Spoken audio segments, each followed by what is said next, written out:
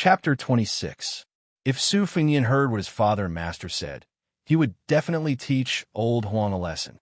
In the future, when choosing the names of the sword moves, he should pay more attention. 3 swords out of the sheath was 3 Jin, so 4 swords would be 4 Jin. At that moment, Su Fengyan wanted to ask old Huang how many compartments there were in the red sandalwood sword case, and how many swords were in it.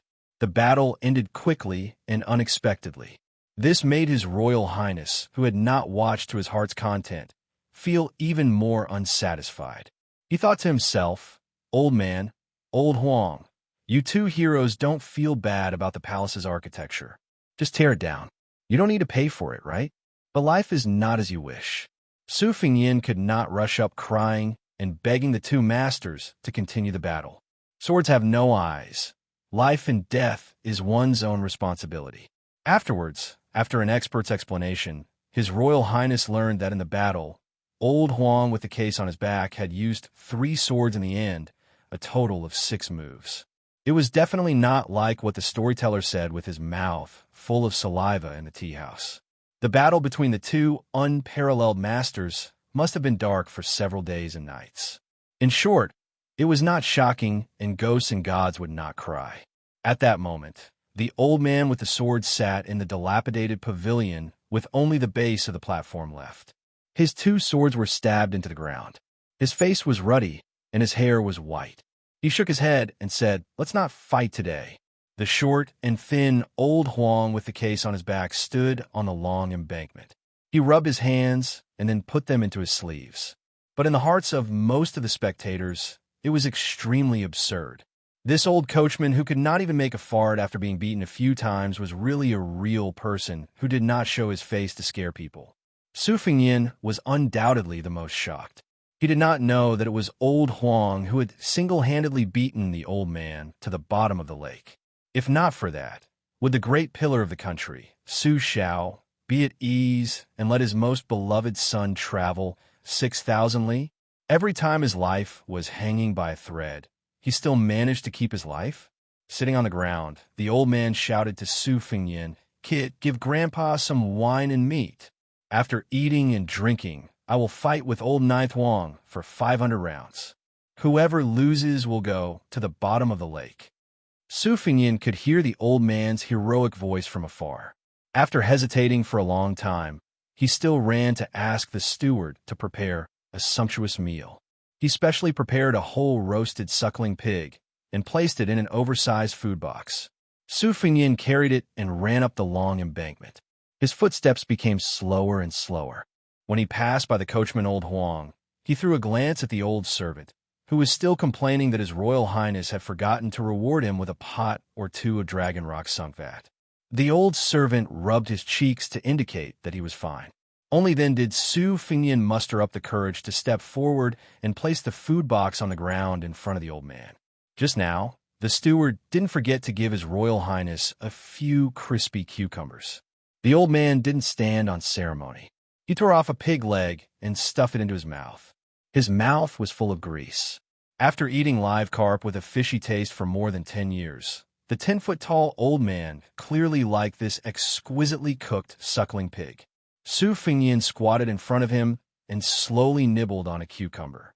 He was thinking of a touching opening speech. After all, they had been friends for more than 10 years. He had to make good use of it. In the past, when he entered the water to look at the old man, it was as if they were looking at each other in the underworld.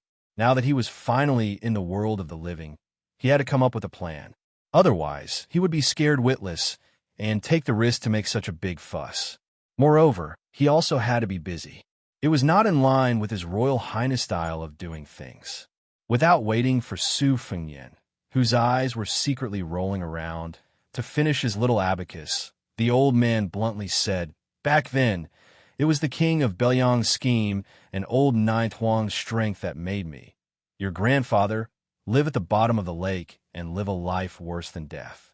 Today, you saved me, so we're even. I also exchanged blows with old Ninth Huang and turned his 5 broken swords into 4.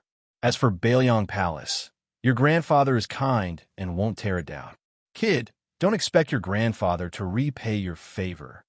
Su Fengyan, who was staring blankly, thought to himself that he had met an opponent who was as thick-skinned as him.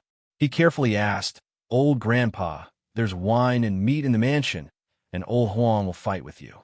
Why don't you stay?" The old man sneered and said, "There are many masters in the world. After I defeat old Huang's ninth saber, your grandfather will go to marshal Emperor's City and defeat the world's second best. If your grandfather isn't the world's best, then what am I? A small prince's mansion is not worthy of your grandfather's attention." Old Huang, who had taken off the red sandalwood sword case to sit on, put a blade of grass in his mouth and chewed carefully. He imitated his royal highness and rolled his eyes. Su Fengnian looked embarrassed. He had no experience dealing with a hero like the old man, who killed people as if they were chopping melons and vegetables. He did not know what to say. The last cucumber in his hand was snatched away by the old man. He bit off half of it, spat a few times, and threw it into the lake. The old man, who was busy dealing with a pig's trotter, glared at Su Fengnian and said, "Kid, you want to eat this tasteless thing?" Su Fengnian, whose face had been sprayed with saliva, lifted his sleeve and wiped it away. He asked tentatively, "Old Grandpa, can you help me teach someone a lesson? He's a martial granduncle from Mount Wudong, a master." The old man thought for a moment and nodded. "I've been indebted to you all these years. I've tasted some cooked food, but if you ask for more, your grandfather will beat you up. But if you want to fight and kill, your grandfather is willing. Wait until I defeat old Ninth Huang, then I'll leave immediately." Old Huang did not give him any face and slanted his mouth. He held the stalk of grass in his mouth, and his old face was full of ridicule. The old man angrily shouted, "Old Ninth Huang, you don't accept it? If you don't accept it, let's fight again." Old Huang simply turned his body around and turned his back to the old man, out of sight, out of mind. Su Fengnian, who was covering his ears, felt a headache. If the old man had not promised to go to Mount Wudong to teach that bastard Taoist priest a lesson, he would have let old Huang beat this untactful old man to the bottom of the lake. In this lifetime, other than those servants who jumped into the lake to commit suicide, there would be no hope of seeing another living person again. Su Fengnian softly exclaimed in surprise. Since old Huang's skills were so valiant, why did he choose to go to Mount Wudong with the sword case on his back? Wouldn't it be easier to just bring old Huang, who was carrying the sword case, to Mount Wudong? Why do you have to look at the old man's face and listen to his roar? Su Fengnian weighed the pros and cons. His face was gloomy and uncertain. The old man's appearance was boorish, but his mind was as meticulous as hair. The whole suckling pig, including the meat and bones, entered his stomach. He patted his stomach in satisfaction and said with a hee-hee, "Child, as soon as I saw your eyes turn, Grandpa knew that you were thinking of something. What, you want old Ninth Huang to throw me back to the bottom of the lake? To tell you the truth, it's easier to invite Buddha than to send Buddha away. If I hadn't fallen into Li Yuanying's evil scheme, even if I didn't defeat old Ninth Huang, Grandpa would still be able to come and go as I please." At the bottom of the lake, there were 4 iron balls weighing 4,000 caddies. 2 of the twin sabers were poured into the balls, and that was how Grandpa was trapped. Now that I have the twin sabers in my hands, the world is mine. Waha, child, aren't you afraid? His Royal Highness, who was being roared and spat again, squeezed out a smile and muttered, "How could I?" Fengnian's admiration for old Grandpa is like the great river flowing east, like the stars in the plains. The old man said with a smile that was not a smile, "Child, you're different from that butcher Su. You're more to my liking. Arrange a comfortable room for Grandpa, and prepare a table full of wine and meat." Su Fengnian stood up and said, "This is a small matter." Chapter 27. Old Huang spat out the grass root and said, "Not fighting anymore." The old man said arrogantly, "What's the hurry? You get to fight later." Old Huang carried the sword case on his back and said flatly, "Forget it if you don't want to fight. I'm going to the martial Emperor's City to get the yellow cottage back." The old man was shocked. "Really?" Old Huang nodded. The old man sighed and shook his head with a bitter smile. "Then I won't fight anymore. It's a waste of my energy." Su Fengnian was confused.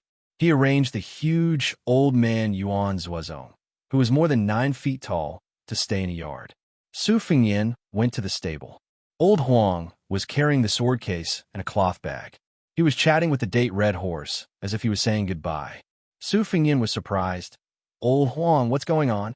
The old groom said softly, "I've been watching Chu Kuangnu at the bottom of the lake all these years. Since he's been released by the young master, there's nothing for me to do. I was defeated by the old monster Wang Xianji and left the Yellow Cottage sword in the martial emperor city. I couldn't let it go these years and wanted to get it back." Su Fengyan said bitterly, "Is it the giant sword stuck in the wall of the martial emperor's city? The Yellow Cottage that ranks 4th in the top 10 famous swords?" Old Huang smiled and nodded. The martial emperor's city was located at the edge of the eastern sea. The city was built with stones to watch the sea. Wang Xianji was almost 100 years old, but he had been famous for 80 years. He was a martial arts genius that only appeared once in 100 years. He was famous for not carrying any weapons when he was young. He always fought with one hand. At 25, he was promoted to the ranks of the Peerless Masters. At 40, he challenged the sword godly Chungang and broke the wooden ox and horse that could cut iron like mud with 2 fingers. He was famous all of a sudden. Wang Xinji obviously had the qualifications to be the first in the world, but he claimed to be the second. This made the top 10 masters in the Wulin Jianghu ranked 11th. The first place had been vacant for 20 years. In the past 50 years, there were 2 peerless masters who used swords. The new sword god Dong Tai held a peach branch and fought with Wang Xinji 3 times. He neither won nor lost. He was ranked 3rd in the top 10 masters. The other one was elusive. People only knew that he was from Western Shu. He was a nameless swordsman. After 30 years of swordsmanship, he comprehended the way of the sword and traveled Jianghu alone. He collected all the famous swords in the world and put them into his sword box. The world only knew that he fought with someone and became famous. Although he lost and left a sword on the city wall, no one doubted that this mysterious swordsman did not lose honorably because he lost to the old and strong martial emperor city's master Wang Xianji. Who would have thought that such a swordsman who could shake 40 provinces with one sword was a coachman in Bailiang Palace? He talked and chatted with horses all day long. At most, he would ask His Royal Highness for a pot of yellow wine to satisfy his cravings. Therefore, when the old man heard that 9th brother Huang had returned to the martial emperor city to challenge Wang Xianji, he knew that he could not beat him 10 years ago. Su Fengyan, who was holding a cucumber, smiled bitterly and said, "Old Huang, tell me, how many swords are in this sword box?" Everyone in the world is guessing. Old Huang, who had a few stalks of horse grass stuck to his head after lying in the stable for a while, scratched his head and said, "There are 3 levels and 6 compartments in the sword box. Originally, there were 6 of the 10 famous swords in the world, but now there are only 5. Su Fengyan was speechless. "Old Huang, you're an expert. Can you be any better?" Old Huang said naively, "If young master wants to play with swords, I'll leave 3 or 4 for you." Su Fengyan shook his head and said, "No, I'd rather you carry 180 swords and stab that Wang Xianji into a hornet's nest. Then, when you go out to flirt with the heroines of Jianghu, I'll be proud to say that I stole chickens and ducks with you, Old Huang. Isn't that right, Old Huang?" Old Huang grinned foolishly. Old Huang, who had no front teeth, was so cute. How could it be the 9th saber, who was thousands of miles above an expert? Su Fengyan could not figure it out, so he decided not to think about it anymore. He asked the servants to prepare a pot of Dragon Cliff's sunken vat yellow wine and brought an inferior horse over. Su Fengyan personally held the reins and sent them off to the outside of the prince's mansion. He even stuffed a few banknotes of small denominations into Old Huang's hands. Old Huang did not refuse and said, "Young master, please go back. I know the way." Su Fengyan did not agree and said, "At least send it to the city gate, right?" The horse was an inferior horse. It was not that His Royal Highness was stingy, but whether it was the multicolored horse that had its mane cut into petals to look like celestial objects or the rarer and more precious Fergana horse, They did not conform to the principle of not being a fat sheep when going out. Moreover, old Huang probably would not really ride a horse. Su Fengyan was just finding him a companion to talk to. The banknotes of 5 to 600 taels were for old Huang to buy wine to drink. Old Huang loved yellow wine.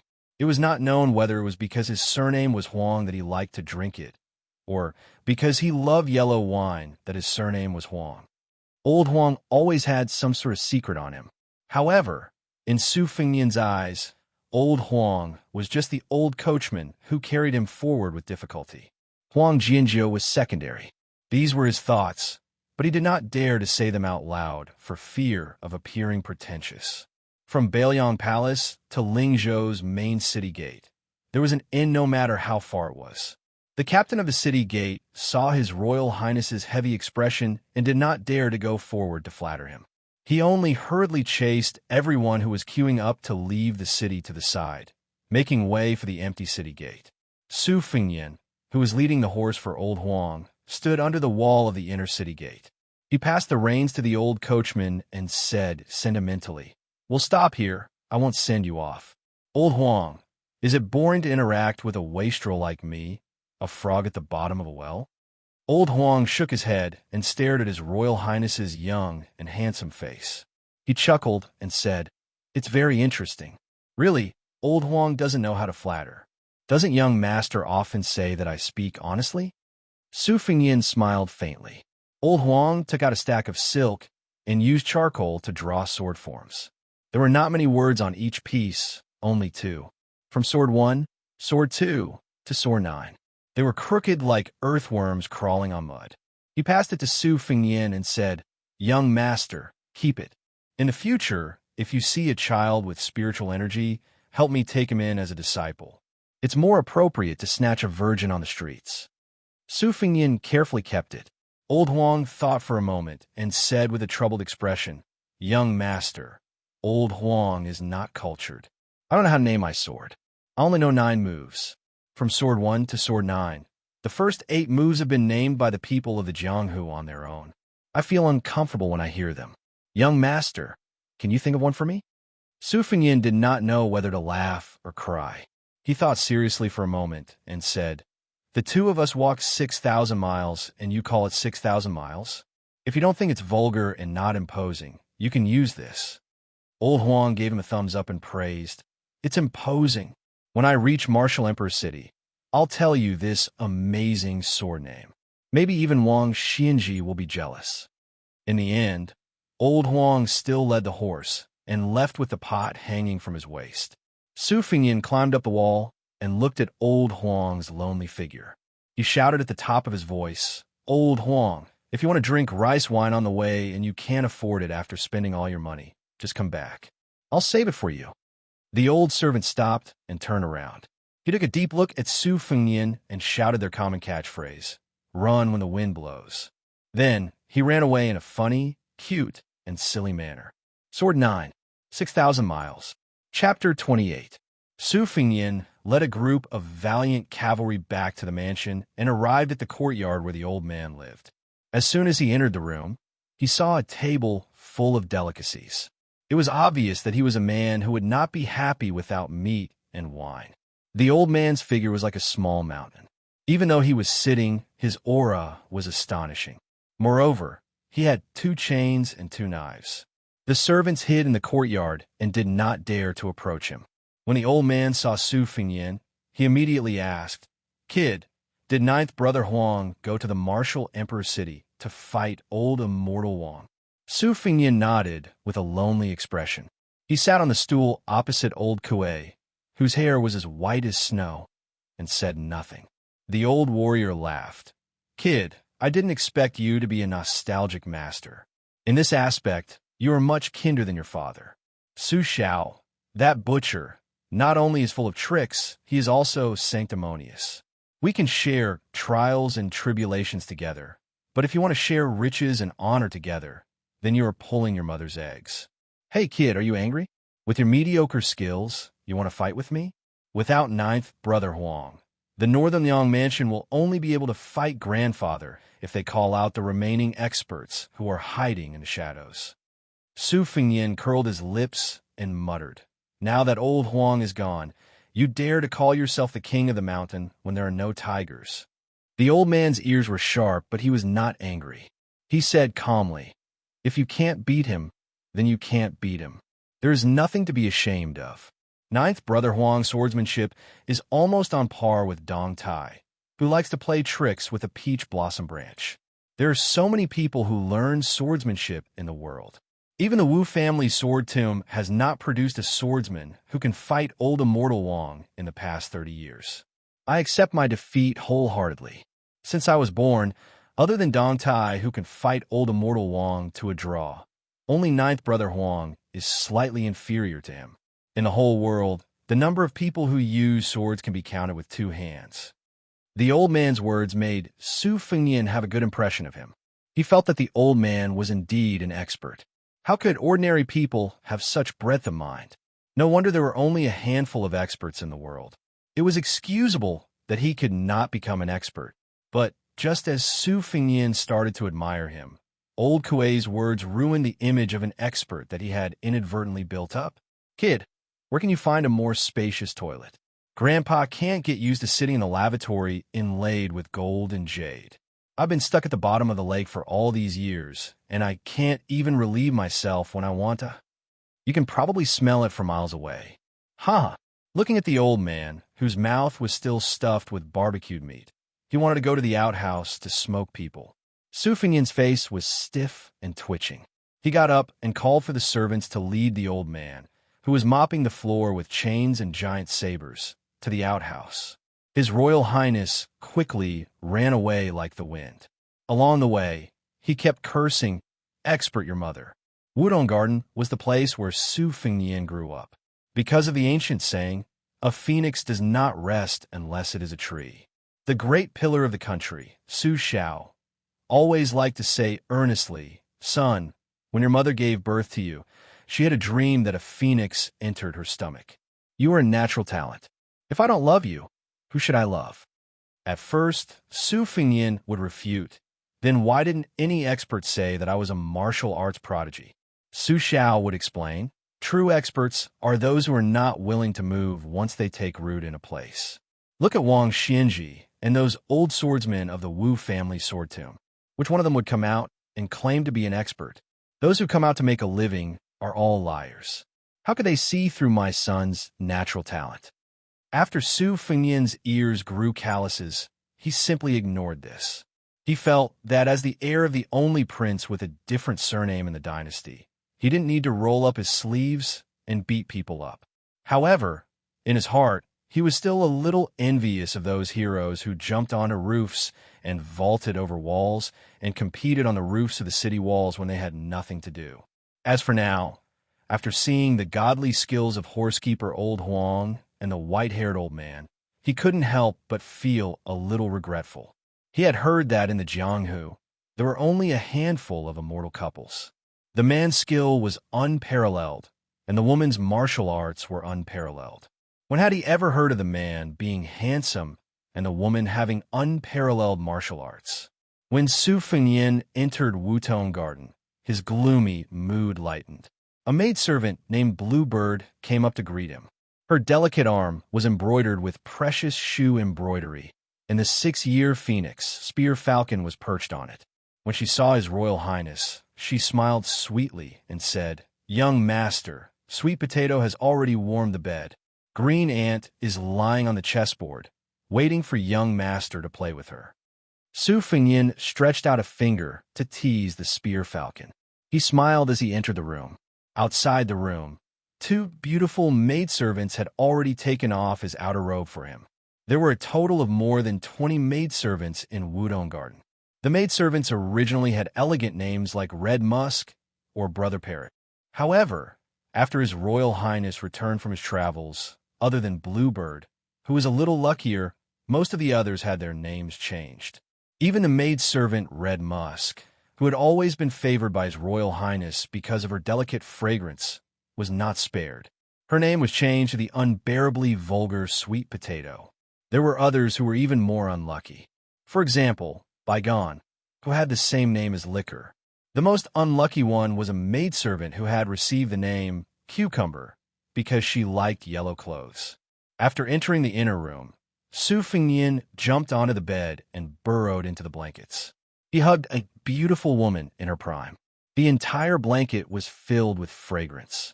After a few more days, it would be even more magical. As long as the girl in his arms walked out of the door, she would attract bees and butterflies. She was the eldest maidservant Sweet Potato. As for the maidservant who was good at Go, she was called Lu Yi. She was known as the female national chess player of Bailiang Palace. Some of the officials who were good at chess would have a headache when they met her. Usually, there were 17 Go boards. Changing 17 to 19 was another great feat of Su Fengnian's second sister. It had caused a huge uproar in the dynasty. In the end, she was first accepted by Xianxia Academy and became the mainstream of famous scholars. Su Fengnian played a game with Lu Yi. He was absent-minded and naturally lost badly. Actually, he wasn't bad at chess. Even his master, Li Yishan, had commented that his vision was excellent, but he was reluctant to lay out the details and his strength was lacking. Although this didn't sound like a compliment, it was a great honor to hear it coming from Li Yishan's mouth. Of course, Su Fengnian could not be considered a Go master. The true national chess player was Su Fengnian's second sister, Su Weishang. She was a valiant figure who made the so-called famous scholar, Mu Yehu, feel ashamed of his inferiority. Su Fengnian pushed away the game that had already ended and lay on the bed. He let the head maidservant, Sweet Potato, rub his temples. The second maidservant, Lu Yi, saw that her master was not in a good mood and did not dare to disturb him. Su Fengnian stood up and said, "All of you leave first. Without my permission, no one is allowed to enter, not even Su Xiao." Sweet Potato was born with a voluptuous body and fair skin. Coupled with her innate body fragrance and elegant mannerisms, she didn't deliberately compete for attention. Instead, she was the most favored one. When she got off the bed, Su Fengnian smiled and patted her buttocks. She blushed and looked back with a charming smile. After the maidservants left, Su Fengnian immediately sat up straight and took out what could probably be called a sword manual. This was old Huang's life's work. Even if Su Fengnian had no interest in martial arts, he had to treat it seriously. He hid in a box made of unknown material under the bed. In order to open the box, one had to move 72 small compartments without missing a step. The box was extraordinarily hard. Even if one tried to hack it with a sword, one would not be able to get what was inside. Su Fengnian's movements were skillful. He could open the box even with his eyes closed. He put the sword manual inside and pushed the box back into the secret compartment under the bed. Only then did he lie down on the big bed. Chapter 29. Su Fengnian estimated the time. The white-haired old man should have finished squatting in the latrine, got up, and left the inner room. He put on his beautiful clothes and shouted, "Cucumber!" The servant girl who wished she could never wear yellow clothes in her life immediately went to the other courtyard and brought 3 cucumbers. Su Fengnian took one in his hand and 2 under his armpit, munching on them as he walked. At first, he was worried that the old man's courtyard would be smelly, but when he got closer, he realized that he was worrying too much. The latrine of the prince's mansion prepared countless spices. Even if the old man defecated like he was wielding a knife, the smell would not spread too far. Not only did the old man defecate, he also took a bath and changed into a clean set of clothes. He sat on the steps and lowered his head to stroke the blade. Without raising his head, he asked, "Doll, are you really not afraid?" Su Fengnian sat beside him and chuckled. "Old Huang said you are not only the best knife user in the world, you have never killed anyone in your life, so I am not afraid." The old man laughed and shook his head. "This is half true and half false. I don't kill people indiscriminately, but I am not the best knife user. Doll, your mouth is too slippery, I don't like it." Su Fengnian smiled mischievously. "As long as Miss likes me, it's fine if old Grandpa doesn't like me. Anyway, after beating up the turtle of Wudong Mountain, we will go our separate ways. But if old Grandpa still misses the food in the prince's mansion, you are welcome to stay and eat." The old man chuckled and asked, "What is the rank of that Wudong Mountain Grandmaster?" Su Fengnian thought for a while and said, shouldn't be high, but his seniority is outrageous. A Wudong Mountain Taoist priest who is less than 30 years old. How high can his rank be? Besides, there is no name of him in Jianghu. Old Kuei nodded in realization and said, oh, that should be the youngest junior brother of the Wudong Mountain chief Wang Zhongluo, who cultivates the Great Yellow Court Pass. Grandpa has heard about him when I entered the Cold Land back then. His martial arts aptitude is average, but he specializes in Dao techniques and great techniques, which is somewhat mysterious. Su Fengnian asked the question he was most concerned about. Old Grandpa, can you beat him? The old man said, doll, Grandpa will give you a word. Whether you can beat him or not, you will only know after you fight, right? Su Fengnian couldn't help but grumble. You sound so heroic, but what happened in the end? Didn't you stay at the bottom of the lake for more than 10 years? Old Kuei knocked Su Fengnian's head with a knife. Don't think I don't know what you're thinking. Su Fengnian piled a smile on his face and said with a mischievous grin, then let's go to that bullshit Wudong Mountain and make a ruckus. The old man suddenly stood up, his figure enveloping Su Fengnian's whole body, the two chains clanging. Yes, Wudong Mountain had 2 ponds for pools, 9 wells, 24 deep streams, 36 cliffs, 81 peaks, a nunnery, and a 10-mile palace. With the Taishan Palace on the Jade Pillar Peak as the center, the 81 peaks surrounded the peak, and the palace was tilted, forming the famous 81 peaks. For thousands of years, countless people who pursued the path of immortality retreated to Wudong, or sat on the cliff, or hid in the immortal's coffin, listening to the heavenly music, watching the mist and clouds, and the green mountains and rivers, leaving behind countless legends.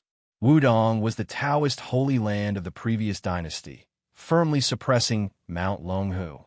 After the establishment of the Liang dynasty, Mount Longhu became the ancestral court of Taoism. Wudong had been silent for hundreds of years, but no one dared to underestimate this mountain's 1,000 years of heritage. Although the current leader, Wang Zhongluo, occupied one of the top 10 positions, legend has it that the immortal guides the way broke through the turbulent surging waves river. Regardless of whether it was a rumor or an exaggeration, in the end, he was still a virtuous and respected Taoist old immortal, especially when he cultivated the most difficult and time-consuming Great Yellow Court Pass. It gave the whole Wudong Mountain a kind of unspoken air that spoke louder than words. 200 Bailiang cavalry mighty and mighty. A tall and sturdy old warrior wearing a black robe, dragging a long saber on the ground as he ran, dust flying. Mountains crumbled and the earth cracked. A group of people rushed straight to the Wudong Mountain Gate's Black Tortoise in Prosperity Memorial Arch. The leading rider actually directly stepped on his horse, passing through the memorial arch before pulling the reins. In 100 years of Jianghu, the only one who dared to look down on the martial arts world sect was Su Rintu, whose name made the older generation of Jianghu people pale. Tiger Father Dog Son?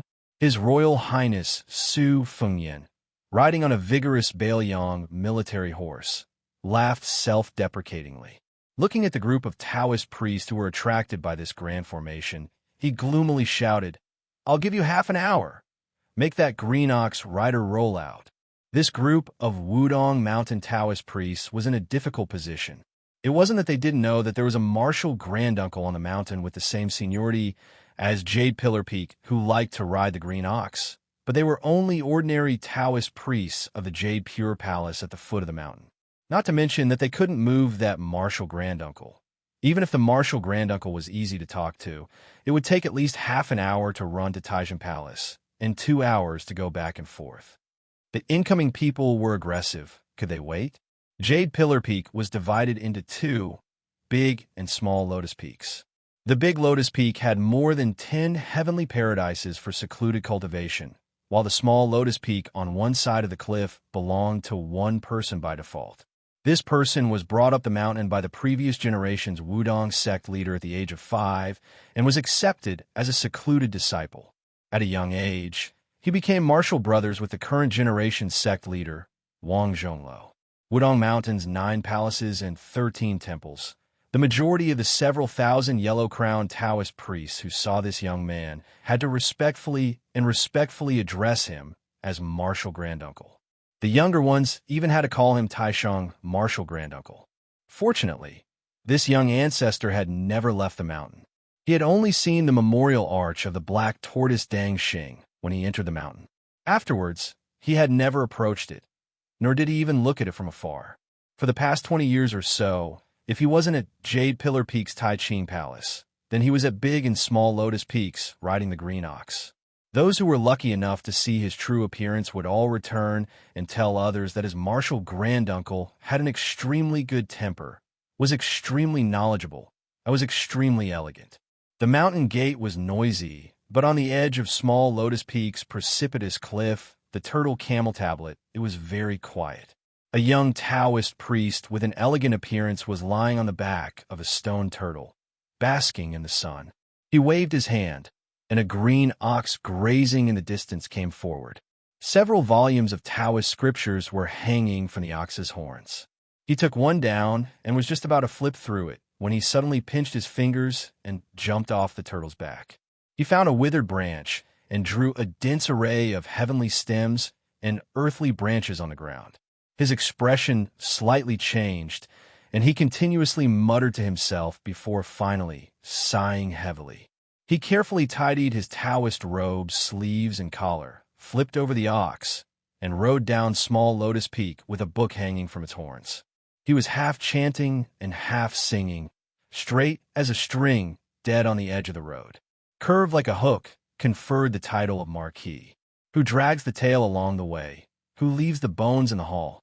After leaving Small Lotus Peak, he released the green ox and carefully took down a volume of Taoist scriptures with the cover of the spiritual source song. He read it as he walked, and with great interest, he went straight to the foot of Wudong Mountain. On the way, there would occasionally be Taoist priests who would stop and call him martial uncle or martial granduncle. He would smile and greet them, and was very amiable and approachable. Everyone only felt that this young senior was really diligent. He was indeed worthy of being the martial granduncle who had annotated countless ancient books in the Jade Pure Palace. It was no wonder that the headmaster praised him as the martial arts and orthodoxy of the world will be shouldered by him. But they didn't know that this martial granduncle who had an extremely good reputation was currently reading an erotic novel that was most despised by Taoists. It was just that it was pasted on the cover of the spiritual source song. The Taoist priest flipped through the book over and over again, and because he couldn't bear to part with it, he borrowed it from His Royal Highness in the past. As he neared the foot of the mountain, he flipped the page over and over again dozens of times. Only then did he reluctantly put it away, and with a face full of righteousness, he said, "Even if you beat me black and blue, I will definitely not return this book." Chapter 30. When Su Fengyan, who was sitting high on his horse, saw that familiar figure, he hid in a corner of the pure jade palace and poked his head out. When this person saw His Royal Highness, he shrank back. Su Fengyan raised his horsewhip and angrily shouted, "Bull rider, if you hide again, I'll bring people to flatten the pure jade palace and throw you and the tortoise camel tablet off the Small Lotus Peak." The young Taoist with the highest hopes of Wudong Mountain in the past 100 years appeared in front of everyone. He stopped far away from the Bailiang cavalry and bowed. With a face full of happiness, he said, "This little Taoist greets His Royal Highness." This martial granduncle politely saluted Su Fengyan, but his eyes were always fixed on the white-haired, black-robed old man. Wudong Mountain was known for half of the world's internal strength coming from the Jade Pillar. In addition to Wudong Mountain's famous swordsmanship, it also focused on internal strength cultivation. It was a model for both internal and external strength cultivation. The Taoist had seen many senior brothers of the same generation on the Big Lotus Peak. He had experienced the phenomenon of internal strength reaching the realm of perfection. The old man in front of him, who used a strange blade technique, was clearly like this. His chi was endless, and he looked like a difficult person to deal with. The martial granduncle of Wudong Mountain, who had not yet reached the age of 30, subconsciously took 2 steps back. He threw a look at His Royal Highness, who had the momentum to flatten Wudong Mountain. Su Fengyin threw back a look, and the martial granduncle returned a look. This repeated over and over again, causing the onlookers to be at a loss. They did not know what the two of them were up to.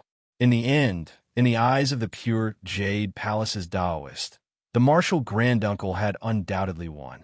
He definitely had the bearing of a grandmaster who won without a fight. Everyone saw the martial granduncle turn around and walk away confidently. His body exuded an inexhaustible aura, while the repulsive His Royal Highness only followed him up the steps of Wudong Mountain with a white-haired old man. The Taoist priests were relieved. The martial granduncle was indeed the martial granduncle. Without saying a word, he made the debauchee surnamed Su compromise. However, the Taoist priests did not know that the three of them had arrived at a secluded place. In their hearts, the martial granduncle, who was second only to the immortal's finger-breaking Tsanglan, was kicked and punched and kicked by Su Fengyin for an entire incense sticks. Martial granduncle's pleading, "When you hit people, don't hit face. When you kick people, kicks his martial granduncle," as bird's bird. After finishing the work, Su Fengyin performed the technique of circulating his qi in his dantian. Finally, he felt refreshed. Leaving behind a forbidden erotic book, Su Fengyin swaggered off. However, he did not descend the mountain. Instead, he took Old Kuei along a narrow, winding path carved into the bluestone floor of the cliff and ascended to the Jingle Palace hanging on the precipice. The most remarkable thing about this palace was that there was an altar for praying for rain built out of the cliff, resembling the Big Dipper. According to the Taoist classics, it was said that the purple cloud immortal of Wudong Mountain had once ascended on this altar. The Jingle Palace was usually not open to the public. Some scholars who were looking for secluded places could only return without finding anything outside the palace. However, Su Fengyin was able to take the old man to the Big Dipper altar because of his father. The wind on the mountain was chilly. The old man sat cross-legged, his clothes fluttering in the wind.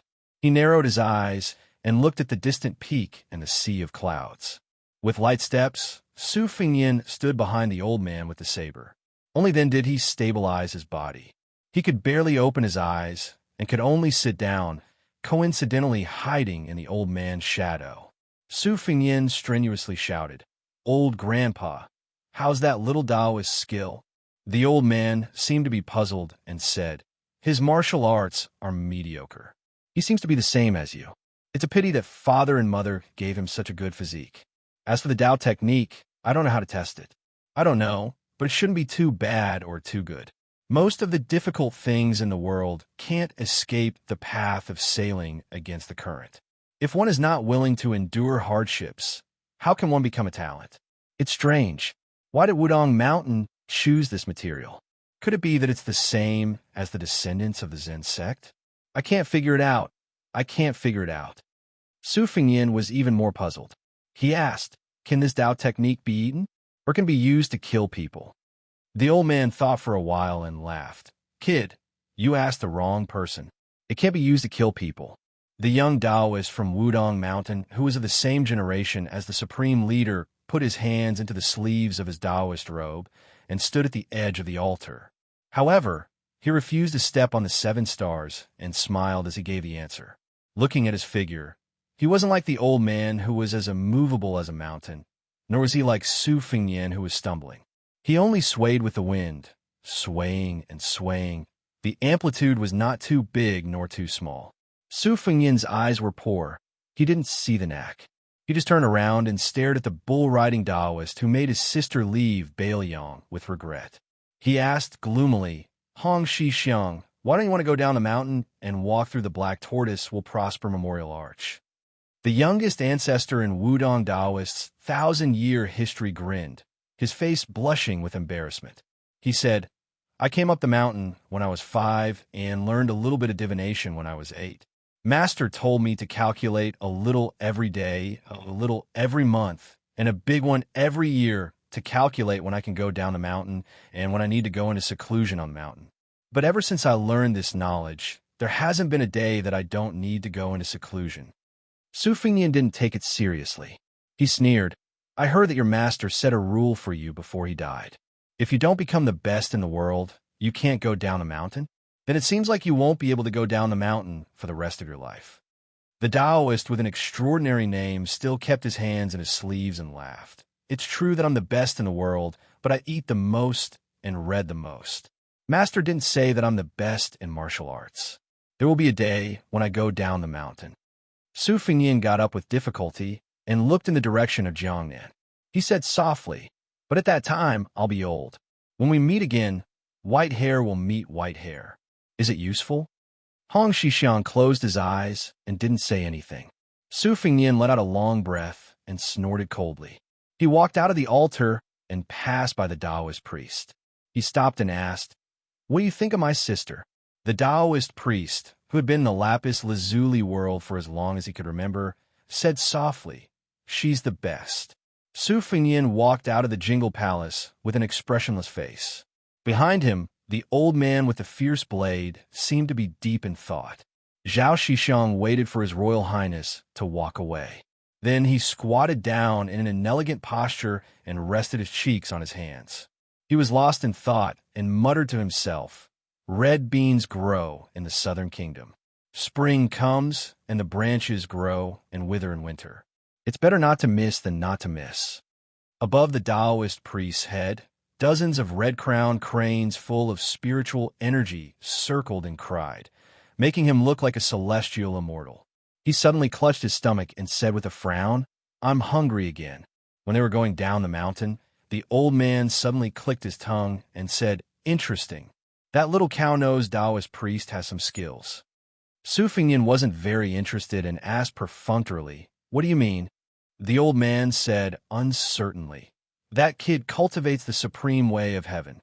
Su Fengnian felt a headache when he heard this nonsense. He frowned and said, There are people who go to a dead end for something so mysterious and empty. Aren't they afraid that they'll find out in the end? The old man laughed and said, I don't like these confusing things either. Su Fengnian arrived at the archway at the foot of the mountain. He ignored the bowing and scraping of the Taoist priests and looked up at the mountain.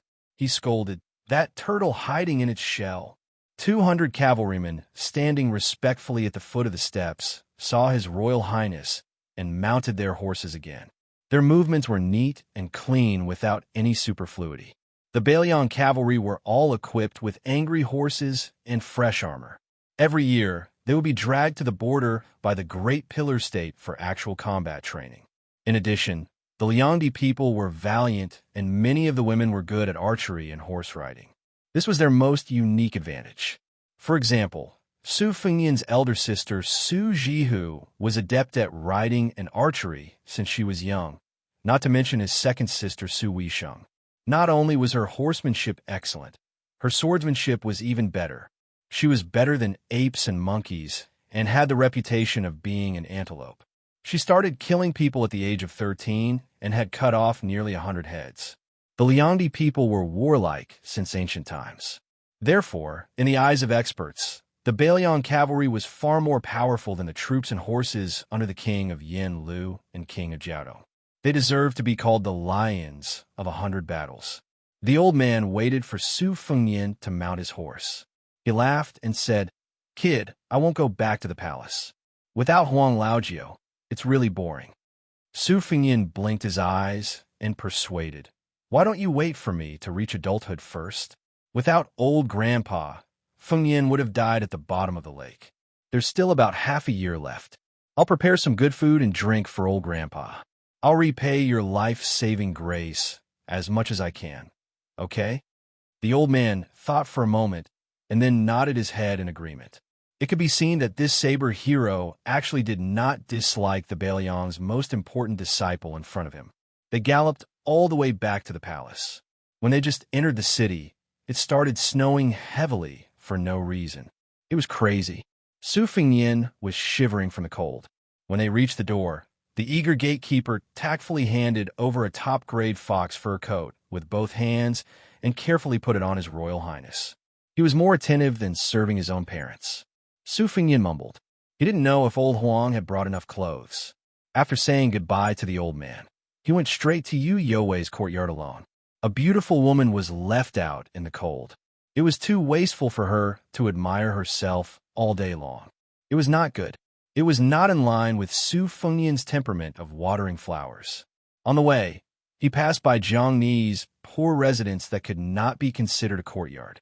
He saw the fallen princess in thin clothes half squatting to build a snowman. The snowman was half the height of a person.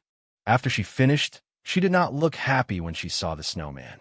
Instead, she looked at the snowman with resentment. Then, she took out the divine talisman that she was relying on. With a swing of her dagger, she chopped off the snowman's head. Su Fengyan felt a chill down his spine. Did this crazy girl think that the snowman was him? Su Fengyan coughed a few times and then walked over. Xianxia was originally flustered, but when she saw that it was His Royal Highness, she was relieved and slowly put away her weapon. When Su Fengyan came closer, he saw that her hands were red and covered with ice or frostbite. She looked like a pitiful servant girl who was bullied in the laundry department. Su Fengyan sighed and squatted down to rebuild the snowman's head. In Jiang Ni's eyes, it was naturally pretentious and disgusting. Su Fengyan clapped his hands and stood up. He gently asked, "Do you want me to buy you some warm clothes?" Jiang coldly said, "I think it's dirty." Chapter 31. Su Fengyan laughed aloud and said, "I was just saying it casually. In any case, I will be a good person. Whether you appreciate it or not, it has nothing to do with me. I like the way you are, always letting me take advantage of you. Doing business with you is the most profitable." Before leaving, Su Fengyan stabbed this little maidservant with a sentence. "No matter how shabby your clothes are, aren't they still my things? If you have the ability to take them off, then you will be a heroine." Jiang pretended not to hear. When she bickered with the shameless and thick-skinned Su Fengyan, she always lost more than she won. Thinking about it carefully, she might not even be able to gain the upper hand even once. After Su Fengyan, who was in a good mood, saw Yu Youwei, his mood became even better. Xianxia once said that for a beautiful girl, no matter if he had the temperament of a bodhisattva or the heart of a snake or scorpion, he would still feel sorry for her. In his nearly 20 years of life, Su Fengyan had never done anything ruthless. On the contrary, he had directly or indirectly saved the lives of more than 20 maidservants who were as lowly as dust. Yu Youwei was lazily lying in the warm bedroom, teasing the chubby Wu Meinyang whose fur was as white as snow. Every time it snowed, Su Fengyan would want to throw Wu Meinyang into the snow to see if she could distinguish the innocent cat from the white snow. He had been holding back this kind of evil interest, thinking that when Yu Youwei and Wu Meinyang separated, he would definitely give it a try. Su Fengyan took off his boots and lay down beside Yu Youwei. Leaning on her warm and graceful body, he closed his eyes to rest and said softly, "I went to Mount Wudong and gave a good beating to a Taoist priest of the same generation as the sect leader. Wasn't that amazing?" Yu Youwei smiled faintly and said, "It was the great pillar of the country that was amazing." Su Fengyan opened his eyes and turned her around. He gave her a hard smack on her round, peach-shaped buttocks and lectured, "This prince will personally teach you how to flatter." Yu Youwei blushed slightly. Su Fengyan was just about to take advantage of the situation when the light voice of Wudong Garden's second-rank maid, Lu Yi, came from the courtyard. She said that a letter from Mount Longhu had arrived. Su Fengyan didn't have time to take advantage of Yu Youwei. He hastily put on his boots and ran out of the room to take the letter. Seeing that Lu Yi's slender shoulders were covered in snow, he smiled and gently brushed it off for her. When he arrived at his own Wudong Garden, he found that the floor tiles here were the best. It was fine to go barefoot as it wasn't hot or cold. It couldn't even compare to Su Zhao's room. Su Fengyan enjoyed being kneaded by his first-rank maid and took out the letter. Oh, that old Taoist from Mount Longhu with the surname Zhao had good handwriting. Taking a closer look, his younger brother's cultivation at Mount Longhu was described as vigorous and courageous, advancing 1,000 miles in a day. To Su Fengyan, who had heard too much bureaucratic jargon, this kind of overflowing praise was already very impressive, even if half of the exaggeration was taken out. It seemed that Huang Man didn't go in vain. At the end of the letter, he carefully mentioned that Su Longxiang was homesick, so the old Taoist implored His Royal Highness to write a letter home so that his disciple could cultivate in peace. After Su Fengyin put down the letter, he waved his hand and said, "Grind." Immediately, the room began to grind with bare hands. After Su Fengyin picked up the brush, he began to hesitate. For a moment, he didn't know where to start. He almost scratched his ears and cheeks. There was a saying that when it came to using books, one would regret not having enough of them. Su Fengyin simply put down the brush and rubbed his head against his first-rank maid's full breasts. He asked, "Did that rouge eater from the Lin family see Su Xiao?" Sweet Potato said coquettishly he saw him, but he didn't want to leave. Su Fengyin smirked and said, "Could it be that this debauchee wants to eat your rouge?" Green Ant said with disdain, "That tattered embroidered pillow is not worthy of our sister's attention." Su Fengyin rolled his eyes and said, "Am I not an embroidered pillow?" Sweet Potato's hands gently wrapped around His Royal Highness, squeezing her firm breasts into an astonishing curve. She said with natural charm, "His Royal Highness is not a pillow. Your servant is." Su Fengyin smiled and said, "This little mouth of yours is quite impressive." Green Ant sat a little further away, picking up and putting down the chess pieces again and again, bored to death. Su Fengyin sat up straight and looked outside the room. Unsurprisingly, Blue Bird, the eccentric maid, was in a daze again. Wudong Garden was a small sparrow, but it had all the essentials. In addition to the fourth-rank maids and female servants, there were all kinds of odd-job workers. Because of His Royal Highness, they had a very high status in Bailiang Palace. Not to mention the first-rank maids that Su Fengyin especially favored. Even the second-rank maids were welcomed with smiles by the housekeepers and gatekeepers. Of these maids, Sweet Potato, who was nicknamed Red Deer, had a weak personality and was easy to talk to.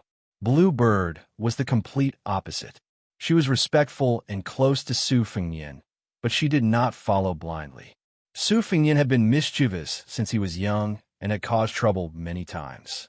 It was always the Blue Bird, whose temper was like a red-maned horse, who cleaned up his messes. Speaking of Blue Bird, ever since Su Fengyin was sensible, he had felt that she was always by his side. It was Wang Fei who had personally lettered him. She was not like a maid, but more like an older sister. She was not very close to the other maids in Wudong Garden. She was born with a cold face and a cold heart. Every year, she would not be in the Wang Fu for a few periods of time, but every time she came back, she would give His Royal Highness a small object that she cared about. After a small incident in his youth, Su Fengyin had kept it. Generally speaking, the people in Wudong Garden were all people with no big stories. They were pleasant people, but after chewing and chewing, they were bland and thin. It seemed that this was all because the great pillar state could not tolerate sand in his eyes. Su Fengyin did his best to empty out the ink in his pocket before he could barely write a letter to the Feng family. It was long-winded and long-winded. It was all trivial matters, the complete opposite of his original intention.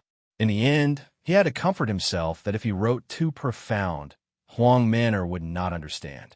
It was best to be straightforward. After he finished writing the letter, Su Fengyin stretched and went out of the room. As expected, he saw Blue Bird standing in the corridor of the courtyard, lost in thought. He looked at the sky. The heavy snow had stopped for a while, and it was the best time to travel at night. He pulled Blue Bird out of Wudong Garden and planned to go to Fengyi Hall to tease the sickly and pitiful Fan Mimi. As for Lin Tanhua, Su Fengyin felt that she was very much to Li Hanlin's liking. On the way, Su Fengyin remembered that today seemed to be his dog's day. He smiled and asked, "Has there been any movement in the Fu?" Blue Bird's reply was as concise and clear as ever. "There has been." Su Fengyin's spirits were roused. He smiled and asked, "Is it going to the Tide Listening Pavilion, or is it looking for Su Xiao?" Bluebird shook her head and said, "I don't know." Su Fengyin sighed with regret. There are fewer and fewer people taking the bait these days. His Royal Highness had nothing to do these past few years, so he deliberately let the usually heavily guarded Bailiang Palace relax for a period of time, but keep it tight inside. He called it fishing, and it was specifically used to lure in those Jianghu heroes who coveted the secret manuals of the martial arts library, or those hot-blooded assassins who were full of enemies. There had been a card day 4 or 5 years ago, and at most, it had lured in 4 groups of uninvited guests. After a round of beating, it was said that 26 corpses were dragged out the next day to be chopped up and fed to the dogs. After returning from his travels, he had played cards twice, but there had been no harvest. Presumably, those uncivilized heroes had come to their senses, and there were very few fish and shrimps that had fallen for the bait. He just didn't know what the results would be today. Su Fengyan's extreme boredom could be seen. Bluebird suddenly stopped and looked back at Wudong Garden. Su Fengyan asked in a low voice, "What's the matter?" She said softly, "Nothing." Su Fengyan suppressed the doubts in his heart and went to the Phoenix Rites Pavilion. When he entered the room, he saw Sister Fan talking with the one surnamed Lin. Seeing Su Fengyan, Miss Fan seemed to be stunned for a moment, while Tanhua Lin looked as if he had lost his parents. From what he had seen and heard in the residence recently, he finally knew that the person in front of him, who claimed to be His Highness's study companion, was the real heir apparent of Prince Leon. He stood up nervously and bowed to the ground, saying in a trembling voice, "Greetings to His Royal Highness." Before Su Fengyan could speak, the noise of the prince's mansion's soldiers came from outside the door. Master Lin was confused, but Sister Fan smiled sadly and looked at Su Fengyan with a complicated expression. Yuan Zuozong, who was second only to Chen Jibao among the Pillar State's adopted sons, walked into the room in armor and held a portrait in his hand. The Bailiang's first general narrowed his beautiful eyes and greeted His Royal Highness. Then he turned to look at the young guests. His eyes instantly turned cold, and he sneered, "Fan Xiaochai, Lin Yu, come with me." Tanhua Lin was stunned. He didn't know what was going on, but he had suffered an unexpected disaster. His legs immediately went soft, and he sat down on the chair. The weak Miss Fan was taken away. She spat at Su Fengyan in front of her. She was very tough. As a result, she was slapped out of the room by Yuan Zuozong. She lay in the snow like a pile of mud. Su Fengyan didn't bat an eyelid. He took the portrait from Yuan Zuozong's hand. It was a portrait of himself. It was only 60 or 70% similar, but it was 12% similar. It could be seen that in the eyes of Sister Fan, he was quite insignificant. She didn't even want to look at him. In her mind, he was even more despicable. Su Fengyan sat down with the portrait and smiled. The 2 special assassins were taken away by Yuan Zuozong. Su Fengyan looked up and asked, "Bluebird, what about Wudong Garden?" She calmly said, "It's all right." Su Fengyan said self-deprecatingly, "Once I drank with Lu Qiu'er and got drunk. The fatty said that I had 2 groups of death guards. One group had 4 people and only had 4 code names, A, B, C, and D. He didn't even know about the other group. Tell me, how many people are there in Wudong Garden? Are they maids or other servants?" She closed her mouth and didn't speak. Su Fengyan looked straight at Bluebird. "Are you one?" Bluebird still didn't speak. Su Fengyan sighed and looked down at the portrait. "If it's safe here, you can leave first." She left quietly without a sound. She came to Wudong Garden. The beautiful maid Sweet Potato was sitting on the railing of the corridor. She was holding a small bronze mirror. Her hands were stained with blood that looked like rouge. It was smeared on her lips. Bluebird's eyes were full of disgust. This head maidservant, who was recognized by everyone in the mansion as weak and soft as a koi fish and needed to be fed by her master to survive, also did not look at the green bird. She only tilted her head and smiled at the mirror. "Is it beautiful?" Bluebird sneered slightly. It was unusually ear-piercing in the silence. Sweet Potato pursed her lips. Under the moonlight and snow, her face was very enchanting. She coquettishly said, "It's good that I'm more beautiful than you." Bluebird turned and left, leaving behind a faint sentence. "You grow old quickly." Sweet Potato didn't refute. Her eyes were hazy as she said to herself, "It's good that I can't live until I'm old." Chapter 32. The next day, the truth came to light. The woman, whose real name was Fan Xiaochai, was the daughter of a ruined aristocratic family whose family had fallen into ruin because of the pillar of the state. She was a dead chess piece. Regardless of whether she succeeded or not, she was a dead chess piece. However, she had many uses. She could be used to do work, occupy land, and search for roots. The second son of the Lin family was just an idiot who had been used. He was half dead and half alive. This Tanwan master had been kept in the dark about everything. He had only coveted Fan Xiaochai's lips and had become an idiot from studying. How could he have known that the more attractive a woman was, the more trouble she would cause? After a shoddy chance encounter, he had become infatuated and recklessly brought into Bailiang Palace. Only heaven knew how the Lin family of Hedong's Qiao country felt when they found out about this calamity. Last night's assassination attempt had not been meticulous and had been very crude. It had been done out of desperation.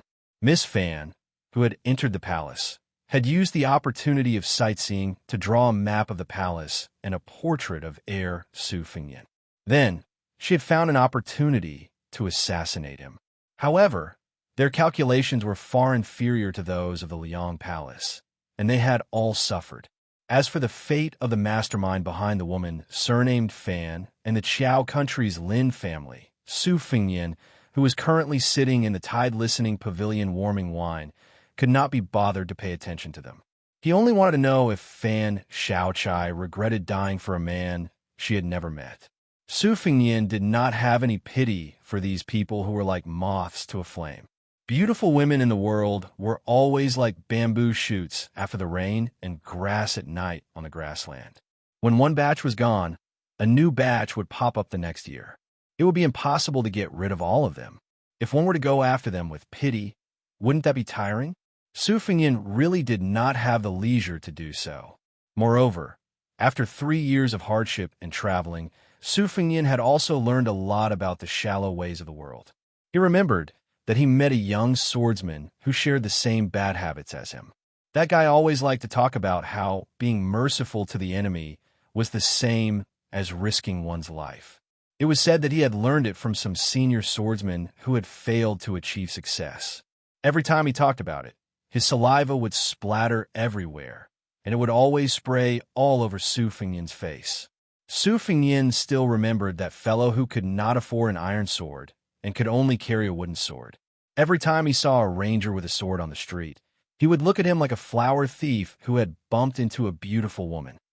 If that fellow knew that old Huang, who had been forced to listen to him bragging about the greatness of Mahayana swordsmanship, was actually Jianzhou Huang, who could even fight against the old monster Wang of Wulin's city of Wulin, and that the old guy had hidden 5 famous swords in his sword box, what would he think? That fellow who had always wanted to find a famous teacher to learn from was doing well now. Had he reached a higher level in swordsmanship? When they parted at the border of southern Yan, that fellow had said to Su Fengyan heroically, "When I become rich one day, I'll treat you to the best spiced beef. If 1 caddy is not enough, I'll treat you to 3 caddies." 3 caddies of beef seemed to be the limit of his imagination. After all, in the real Jianghu, there were few top masters who could break the river with 1 sword and move the mountains and rivers. Most of them were nameless pawns like that fellow, who had unreachable and ridiculous Jianghu dreams. Su Fengyan fiercely rubbed his cheeks. Seeing Yuan Zuozong standing aside and quietly waiting for him, Su Fengyan hurriedly got up and moved the stool for General Longwu of the 3rd grade. Yuan Zuozong's eyes flashed with surprise. He sat like a big bell and said seriously, "Your Highness, His Highness sent me to ask how to deal with a woman surnamed Fan." Su Fengyan smiled and said, "Whatever should be done." Yuan Zuozong nodded slightly. After getting an unexpected answer, he immediately got up and was ready to leave. Su Fengyan did not stop him. Not long after he sat down, he stood up again and said, "Brother Yuan, let's drink together when you have time. We won't go home until we're drunk." Yuan Zuozong showed a rare smile and said, "Okay." Su Fengyan took a pot of wine that had been prepared in advance from the tea table and carried it to the tide-listening pavilion. He went straight up to the 8th floor and saw his master, Li Yishan, who was engrossed in copying books. This haggard man with disheveled hair was not well known in Jianghu or in the imperial court. However, in Bailiang Palace, no one dared to disrespect the first tenant of the mansion. Su Fengnian sat aside and picked up the green gourd on the red sandalwood table with familiarity. He poured the wine into it. For a moment, the fragrance of the wine filled the air. The man stopped writing and smiled softly. Now the smell of cosmetics on your body has faded a little. 3 years of parade is still beneficial. Su Fengnian smiled and then said worriedly, Master, can old Huang go to Martial Emperor City to take back the yellow room sword on the city wall? Li Yishan drank a mouthful of wine and shook his head gently.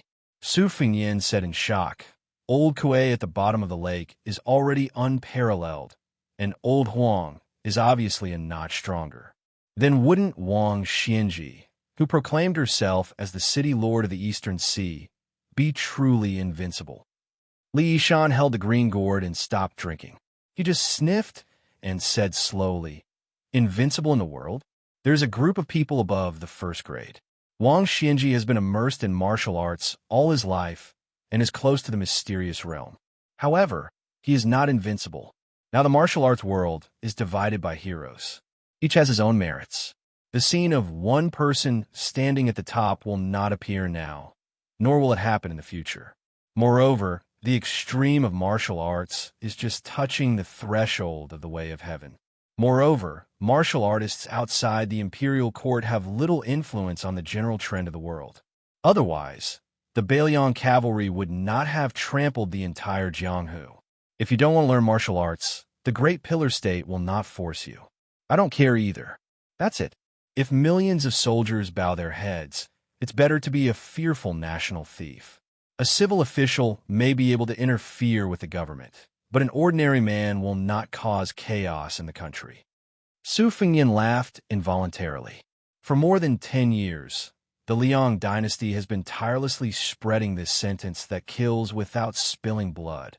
Millions of soldiers can be subdued, but a national thief is fearful. The first half of the sentence was praising the Great Pillar State's martial arts, which was suspected of flattery. The second half of the sentence was a blatant attack. This sentence was very knowledgeable. Even Su Xiao clapped and laughed after hearing it. However, after laughing, he scolded, Shangyan Academy is full of empty talk. They should be killed. Li Yishan lifted the wine pot and made room for Su Fengnian to copy the book for him. Su Fengnian had long been accustomed to this. His calligraphy was not bad, but he still could not cultivate any awe-inspiring righteousness. Whenever he saw Su Fengnian's drawing was not right, he would hit him with the green gourd. Li Yishan let His Royal Highness copy a lamp and sat down again. Su Fengnian lay on the side and looked at his master. His face was white, his hair was white, and he was in the declining state. The yellow scroll and the green lamp were hollow. It was said that the most bitter thing in the world was the declining state, and the hardest thing to cultivate was hollow. What kind of experience could make his master so calm? Li Yishan did not raise his head and said softly, Go and see the guests you invited to the Tide Listening Pavilion. They are about to reach the 3rd floor. Su Fengnian nodded and quietly went downstairs. On the 2nd floor, Su Fengnian saw that under a quaint bookshelf that was piled up like a mountain stood the white fox face with a dark identity. She held a yellowed martial arts secret manual in her left hand, while her right index finger tapped her smooth forehead rhythmically. The sheathed winter embroidered saber was inserted into the bookshelf as a mark. The white fox face just glanced at Su Fengnian and then lowered his head again. Su Fengnian, who was asking for a snub, had to retreat. It was as if the crown prince was the only person in the vast northern Liang mansion who had nothing to do. It was as if the crown prince was the only person who had nothing to do. Chapter 33. In the middle of the year, De Zhuguo chose an auspicious day to hold his son's coronation at the ancestral temple. What was unusual was that the coronation of the eldest son of the king of Bailiang was not as grand as that of a wealthy family. Not only were there few guests invited, even His Royal Highness's 2 sisters and 1 brother did not attend. After the refreshed Su Fengnian was led into the imperial ancestral temple by Su Xiao, he was crowned 3 times: a black hemcloth crown, a white deerskin crown, and a red and black plain crown. The 3 small crowns on Su Fengnian's head attracted too much attention. The first crown was what all of the court officials of the Liang dynasty cared about, because it represented that His Royal Highness could enter the court. The second crown was more practical and lasting, because the 300,000 cavalry of Bailiang were waiting. As for the third crown, it only had some symbolic meaning and was not taken seriously. His Royal Highness had been busy all day, his face stiff. After bowing to the officials of Bailiang border who came to the Fu, he could finally breathe a sigh of relief. He enjoyed the tea and water served by the personal maids of Wudong Garden and massaged his shoulders, back, and legs. After a good rest, Su Fengyin finally took care of his hair and clothes. Finally, he went to the Wang Fei's tomb with Su Xiao. A pair of tall, green and white jade lions were vivid and lifelike, both in the shape of young lionesses. The lioness on the right was protecting 3 young lions, symbolizing the Wang Fei and her 3 children. The young lions were the eldest daughter Su Jihu, the second daughter Su Weisheng, and the youngest son Su Longxiang. The lioness on the left just lowered her head and kissed one of the young lions. The Wang Fei's love and affection for her eldest son, Su Fengyin, had no end in life or in death. Su Fengyin stood in front of the stone lions, his eyes red. The great pillar of the country, Su Xiao, sighed softly. Every time the young Fengyin felt wronged, he would sneak here and stay the whole night. No matter how cold or hot it was, he never fell sick. The tomb of the princess consort was surrounded by 2 walls made of white jade, forming the image of a city within a city. The main divine path was 600 feet long. According to the rules, there were only 9 types of stone beasts placed on both sides of the Emperor Divine Path, but there were 14 types here. There were nearly 100 stone carvings, all of which were full of vigor and vigor. They were linked together and had an imposing aura.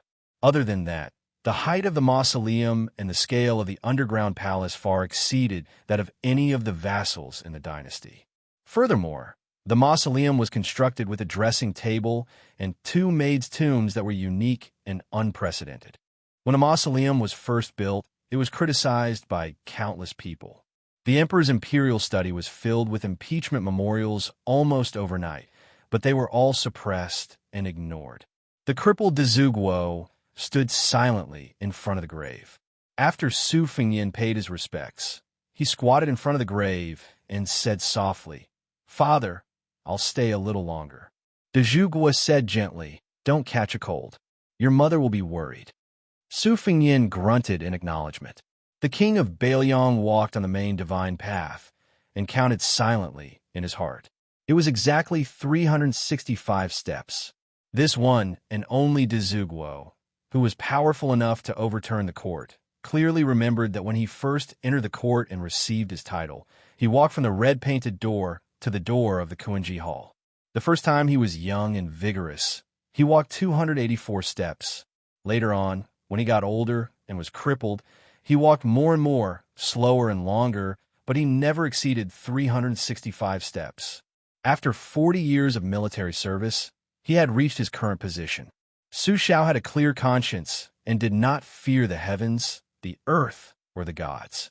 Dezhuguo walked out of the main divine path and turned his head to look. That child was definitely humming that little song, the ballad of the spring goddess, which the child's mother had taught him.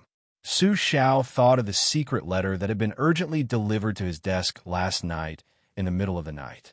He was hesitant about whether to hand it over or not. Feng Yin had just turned 20, so this letter came at a very bad time. The king of Bailiang walked along the small path to the top of Mount Qingyang. He seemed to be alone, but there were actually countless hidden sentries along the way. Not to mention the carefully selected valiant soldiers in the army. There were 3 first-rank masters who were only 2 ranks away from the great Grandmaster realm. Su Xiao believed that his head was still worth some gold. When he was young, he felt that dying on the battlefield and being taken away by the enemy was not a big deal. It was also a happy thing to be buried in horsehide. The higher the rank of nobility, the more he cherished it. This was not purely because he was afraid of death, but because Su Xiao had always believed that the glory and splendor he had today was all because of his countless brothers risking their lives.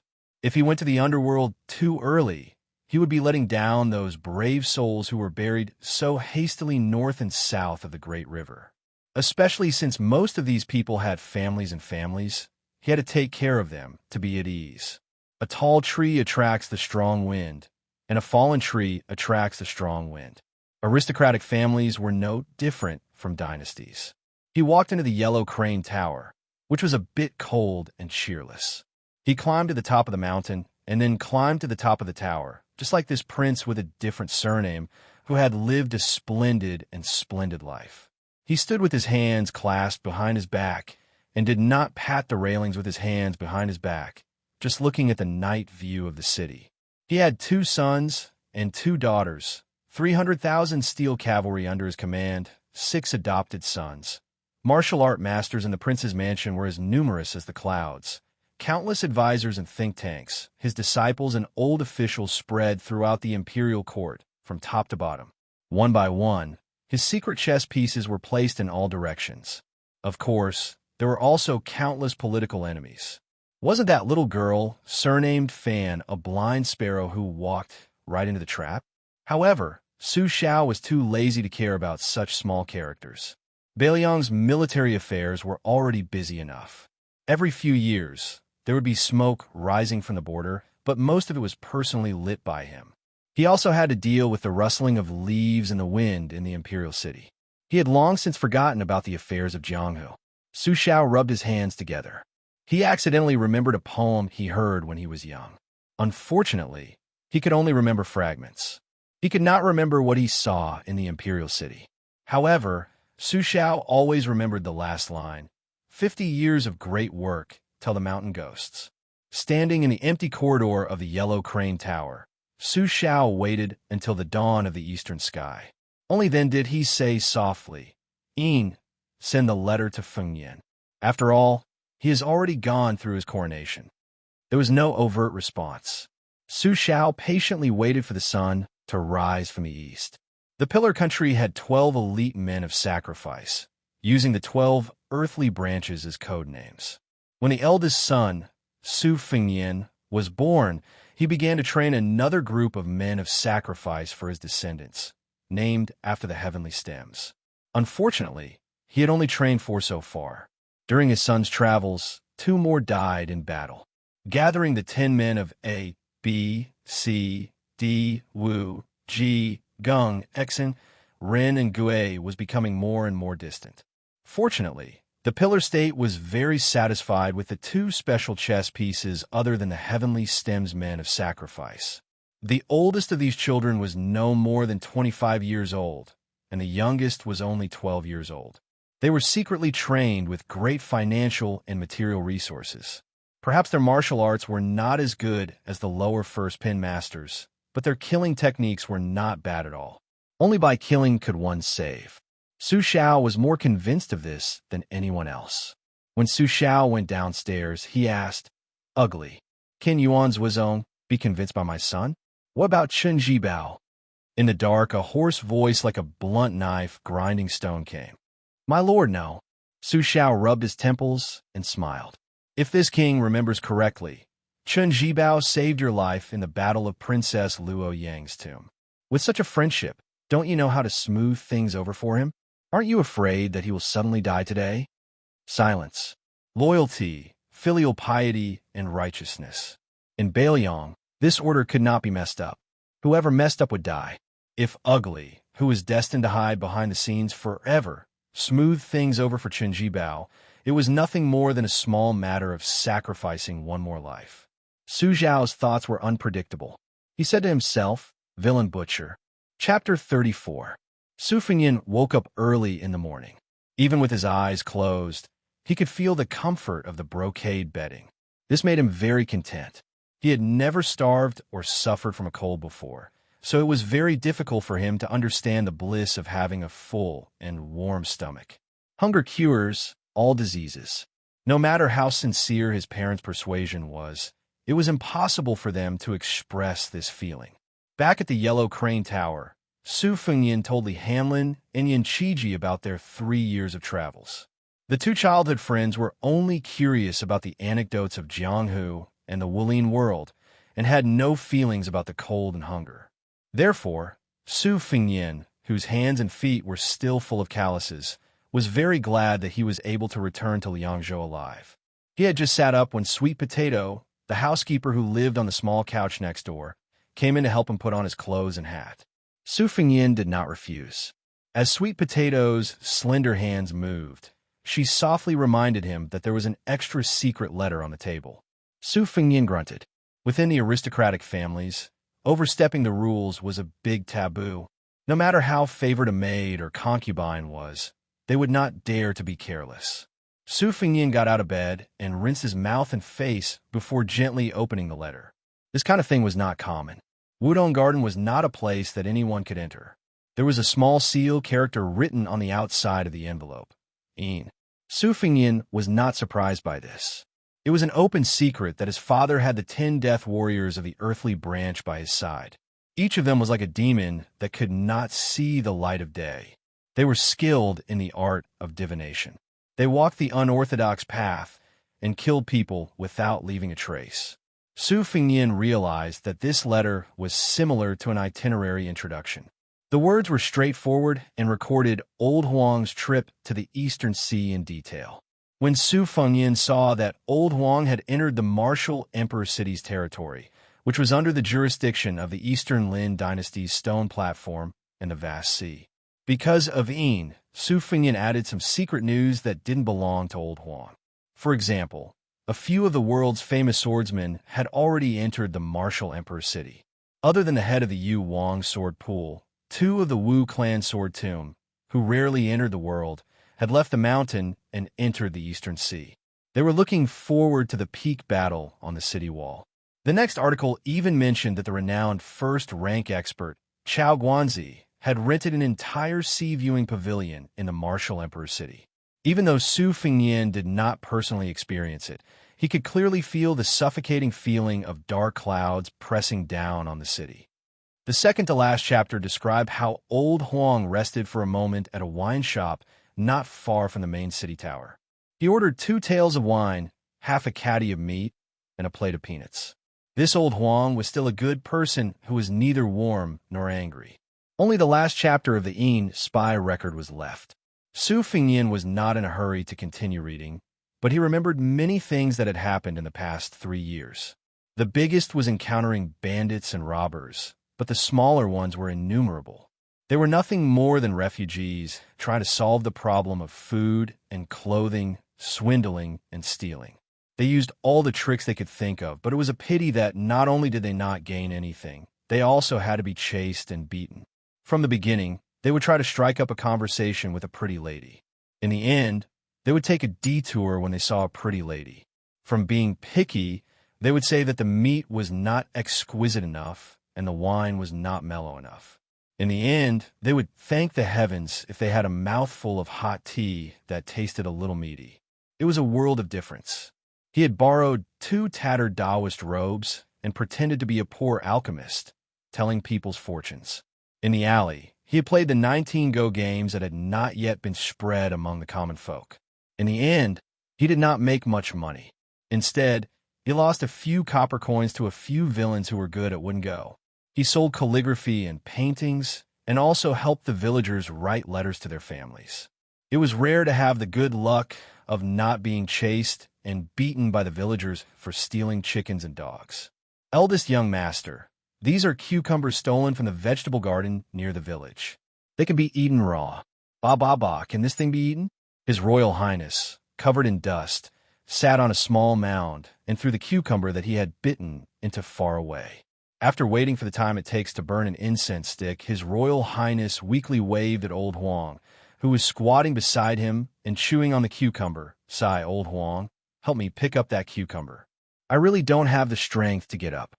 Young master, this is corn on the cob. It's better to roast it than to eat raw cucumbers. Cut the crap and eat. Old Huang, what did you dig out from the ground? Sweet potatoes. Can it be eaten raw? Yes. It's really King crispy and sweet. Eldest young master, can I say something? Say it. It's actually more fragrant when roasted. Damn it. Why didn't you say so earlier? Although stealing this chicken almost cost me my life, it's worth it. It's not inferior to tender yellow muntjac meat at all. It's fragrant. Old Huang, when you first entered the village, why did you keep staring at that slut's butt? Last time, you even stared at a village girl who was breastfeeding her child. What? Can you see a baby just by looking at her? You don't dare to touch. You only dare to look. Useless. Old Huang, I'm not going to die, am I? If I had known, I wouldn't have touched the box in your bag. No.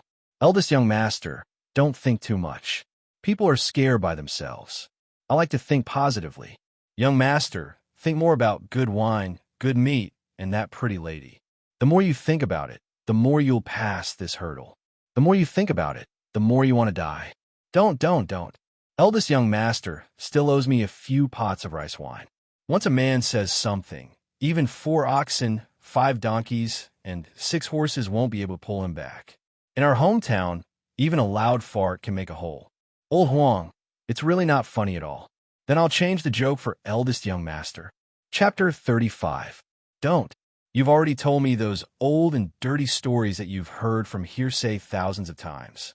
My ears are already tired of hearing them. Let's not talk about it. I'll sleep for a while.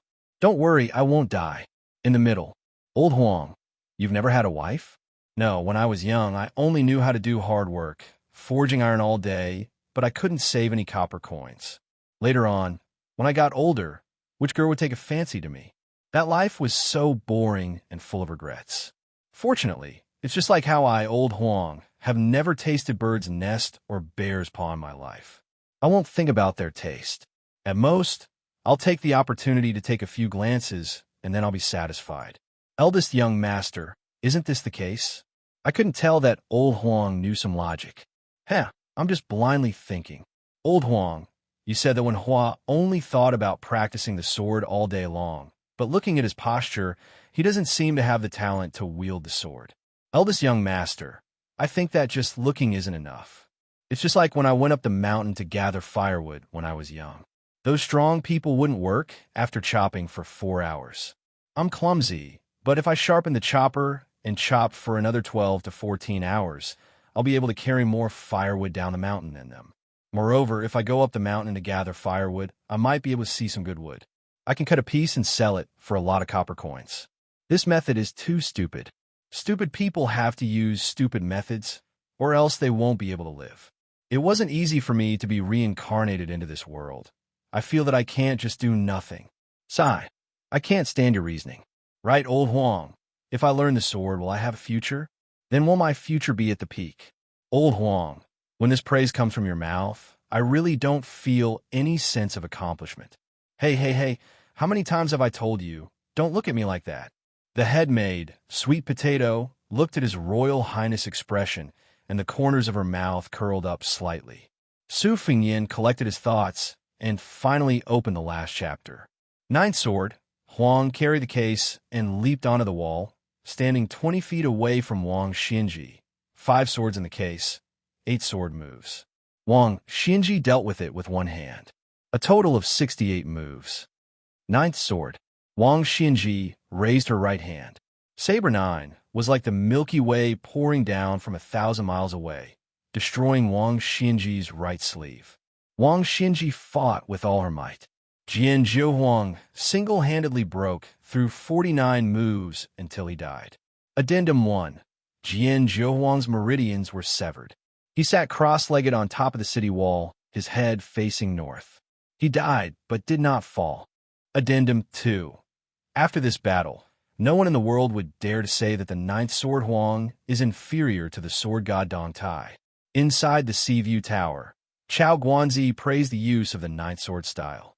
The sword intent was so vast that there was no better sword move in the world. Addendum 3. The 9th sword's name is 6,000 miles, as told by the 9th sword himself. Addendum 4. Jian Zhouhuang seemed to have said something before he died, but only Wang Xinji heard it. Su Fengyin kept his head lowered as he stared at the letter. Looking at the side of his face, there was nothing unusual. After a moment of silence, he finally said softly, "Sweet Potato, boil some yellow rice wine." This was not the time to boil rice wine, and the crabs and bass in the lake were still small. Thus, the head maidservant said softly, "Your Highness, are you going to drink now?" Su Fengyan nodded and said, "Yes, I want a drink." Sweet Potato was clever and didn't ask any questions. She went to the cellar of Wudong Garden and brought out a pot of old yellow rice wine from Mount Huizi. She boiled a pot for His Royal Highness and brought it to the small sandalwood table on the bamboo couch facing the window on the second floor of Wudong Garden. Su Fengyan asked for 2 wine cups and waved his hand to ask the maidservants, including Sweet Potato and Green Ant, to leave. The entire second floor, which was filled with priceless antiques and paintings, became quieter and quieter. Su Fengyan poured 2 cups of yellow rice wine and sat quietly for an entire day. He didn't show any joy or sorrow on his face. As dusk approached, he caught a glimpse of the embroidered winter saber that had been neglected for a long time. Su Fengyan got down from the bamboo couch and took off the embroidered winter saber that was even more beautiful than the Wenqi saber. He unsheathed the saber, and the cold air seeped into his skin. That time, he recklessly stole Old Huang's sword box and was half dead that day. It was enough to see how heavy the sword aura inside the box was.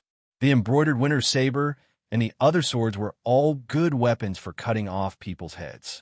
They couldn't be compared to the gold and jade ornaments worn by the dandy of Liangzhou. Perhaps even the housekeepers and servants who entered the residence later couldn't imagine that His Royal Highness, who only knew how to seek pleasure all day long, had touched a saber for the first time at the age of 6. Su Fengyan carried the saber downstairs and saw a group of maidservants gathered in the courtyard with worried expressions. Su Fengyan smiled and said, "Go do your own things. It's good to put on a show. Otherwise, if Chief Steward Shen sees this, he'll grumble about how Wudong Garden has no rules." Su Fengyan quickly walked into the bedroom and took out the cardinal box from under the bed. He found a stack of silk that used charcoal to draw the sword aura. It was exactly the same as the cardinal box and had become a relic. Su Fengyan didn't want anyone to disturb him. He focused on reading it the entire night. After putting the simple sword manual back into the box, Su Fengyan raised his head and saw that his father, Su Xiao, had been sitting at the side for some time. Su Xiao asked, "Can you understand it?" Su Fengyan shook his head and said, "I don't understand. Old Huang's drawing skills are too bad, and my comprehension is even worse." Su Xiao smiled and said, "You want to learn the sword?" Su Fengyan nodded and said, "I want to learn." No one knew his son better than his father. Su Xiao asked, "After you learn the sword, you want to go to the Martial Emperor's city and get the 6 swords back?" Su Fengyan said calmly, "There's no reason to leave it there and let people laugh at Old Huang." Su Xiao said indifferently, "Then can you get it back before you're 50 years old?" Su Fengyan sighed and said, "Only the heavens know." Su Xiao didn't comfort him at all. He just stood up and left with a casual expression and said, "Think carefully before you tell father." Su Fengyan looked at his father's back and asked, "What did Old Huang say in the end?" Su Xiao stopped and didn't turn around. He said, "Let's talk about it after you've learned it." Actually, what Old Huang said wasn't important. He was gone. 6,000 miles of wind and clouds. The sword box was erected at the top of the city wall, but the dozen or so jugs of yellow wine were still there. Chapter 36. Su Fengyan really picked up the martial arts that he used to despise the most. But before he learned the sword, he learned the knife first. Of course, he learned from the white-haired old man. The old man was about to leave the Wang mansion to wander the Jianghu. He had long been itching for a fight with the top 10 masters who squatted in the latrine, but did not shit much. He wanted to fight with the last 9 masters before he went to fight with the old man Wang. The old man hated this old man the most. If he was the best in the world, then he was the best. Why was he pretending to be the second best? How hateful. The old man, who was gnawing on a lamb leg, heard that Su Fengyan wanted to learn the knife from him. He laughed wildly and spat out a mouthful of lamb shredded on the ground. The old man saw that His Royal Highness did not seem to be joking. He threw away the lamb leg and stroked the scarlet knife he had asked a master to hook into his shoulder blade with his oily hand. He asked, "Why should Grandpa teach you?" Su Fengyan replied, "I asked Su Xiao to invite Wei Beishan, who used the Zamadeo, to Beiliang to spar with you. From now on, we will meet once a year until I learn the knife." The old man praised him for his generosity. He looked up at Su Fengnian and asked with a strange smile, "Boy, tell Grandpa why you want to learn the knife. Are the 300,000 strong cavalry in Beiliang not enough for you to show off?" Su Fengnian pulled out Xiaodong and flicked it with his fingers. He grinned and said, "Those people's knives and spears belong to others. I also want to find one that is convenient for me." The old man curled his lips and did not comment. He only asked Su Fengnian to lift Xiaodong with one arm and stand for an hour. The knife could not be tilted. Otherwise, even if Old Man Wang was invited, he would not accept this cheap disciple. In the end, Su Fengnian held on for an hour and fainted on the spot. Xiaodong did not tilt at all. To be precise, it did not even tremble. The old man stared blankly at His Royal Highness. He walked over and pinched the boy's stiff right arm. He clicked his tongue and said, "I found a treasure." After that, Old Kuei didn't teach Su Fengnian any profound moves. He only made him repeat 4 boring movements: straight stab, diagonal slash, vertical chop, and back sweep. Stab 3,000, lift 3,000, hack 4,000, sweep 4,000. The old man thought that Su Fengnian, who was used to eating and drinking, would at least ask a few questions. However, Su Fengnian did not. Every day, he would go to the secluded courtyard at dawn to practice his knife. Every night, he would stagger away. Xiaodong did not leave him for even a moment. This made the old man very depressed. At the same time, he was curious. Su Fengnian showed not only his willpower, but also his solid foundation in holding the knife. Could it be that His Royal Highness had been carefully trained by a military general? Did he learn the military's fierce knife for self-defense? During this period of time, he deliberately made things difficult for Su Fengnian to practice holding the knife. Half of it was to let the boy know that there was no shortcut in knife skills in the world. The other half was sincere. The first thing to practice the knife was to hold the knife. If one could not even hold the knife, then it was not using the knife, but being dragged by the knife. Even if one had a lot of peerless knife manuals, they could only play some seemingly fancy moves. Once they were faced with an enemy, only death would await them. The first day to practice the knife was the Great Summer. After the Great Summer came the beginning of autumn. From beginning to end, Su Fengnian practiced his saber with his upper body bare. His soft and smooth skin, which had been nourished with great difficulty, was tanned into a bronze color. He was even more robust. If he had some scars, he would be no different from a soldier. However, his knife skills were far from being mainstream. After the white dew and the cold dew, there was frost. The sweep of 4,000 became the sweep of 6,000. Su Fengnian finally asked the first question. The knife is the courage of 100 soldiers. It is open and closed. It emphasizes that although there are thousands of soldiers and tens of thousands of horses, this sweep of back is to withdraw the knife skills. Why do I have to practice more? The old man smiled and said, "There are too many knife men in the world who are not afraid of death. However, the knife men who are not afraid of death are the easiest to die. The most powerful sweep of back in the world cannot escape the sweep of back. How can there be a good knife skill that takes the life of anyone with a knife?" Grandpa's great principles were all thought up on my way back from wandering outside the palace of the King of Hell. Learn from it. There were mountains of knife skills and knife manuals in the armory. However, from the first day Su Fengnian practiced the knife, he did not set foot in the tide-listening pavilion, which was regarded as the holy land of martial arts by the martial artists of Jianghu. The old man was very gratified by this. The path of knife skills was not like the way of heaven that the child martial granduncle of Wudong Mountain practiced. The most important thing was that dripping water could penetrate a rock. As for how to choose the heart sutras to complement each other and cultivate both internal and external, the old man was not worried about this. The butcher Su Xiao had a lot of crooked ways. The problem was, how long could His Royal Highness last until that day? After Lidong, until the great winter, even if the surface of the lake froze, Su Fengnian would be brought to the bottom of the lake by the old man to practice his knife skills. The time he spent holding his breath became longer and longer. His knife skills had not reached a higher level, but he had developed water skills first. Recently, A few bands of roaming bandits had appeared outside the city, clamoring and causing trouble right under the eyes of the Great Pillar State. This was simply provoking the Almighty. However, there were rumors in the city that these bands of bandits were not trampled into meat paste by the Bailiang cavalry. Instead, they were slaughtered by a machete man wearing a ferocious mask. Chapter 37. The bystanders in the city would always say that it was a pity that His Royal Highness had not seen him in the past 6 months. Otherwise, he would have been greatly rewarded. As for those nobles in the city, they were all at a loss. Not to mention who that sneaky swordsman was. Who was he? Where did those bandits come from? Although it was not true that de Zhuguo did not pick up any leftovers, he would not believe that the rumors were true that the northern barbarians were causing trouble in Bailiang.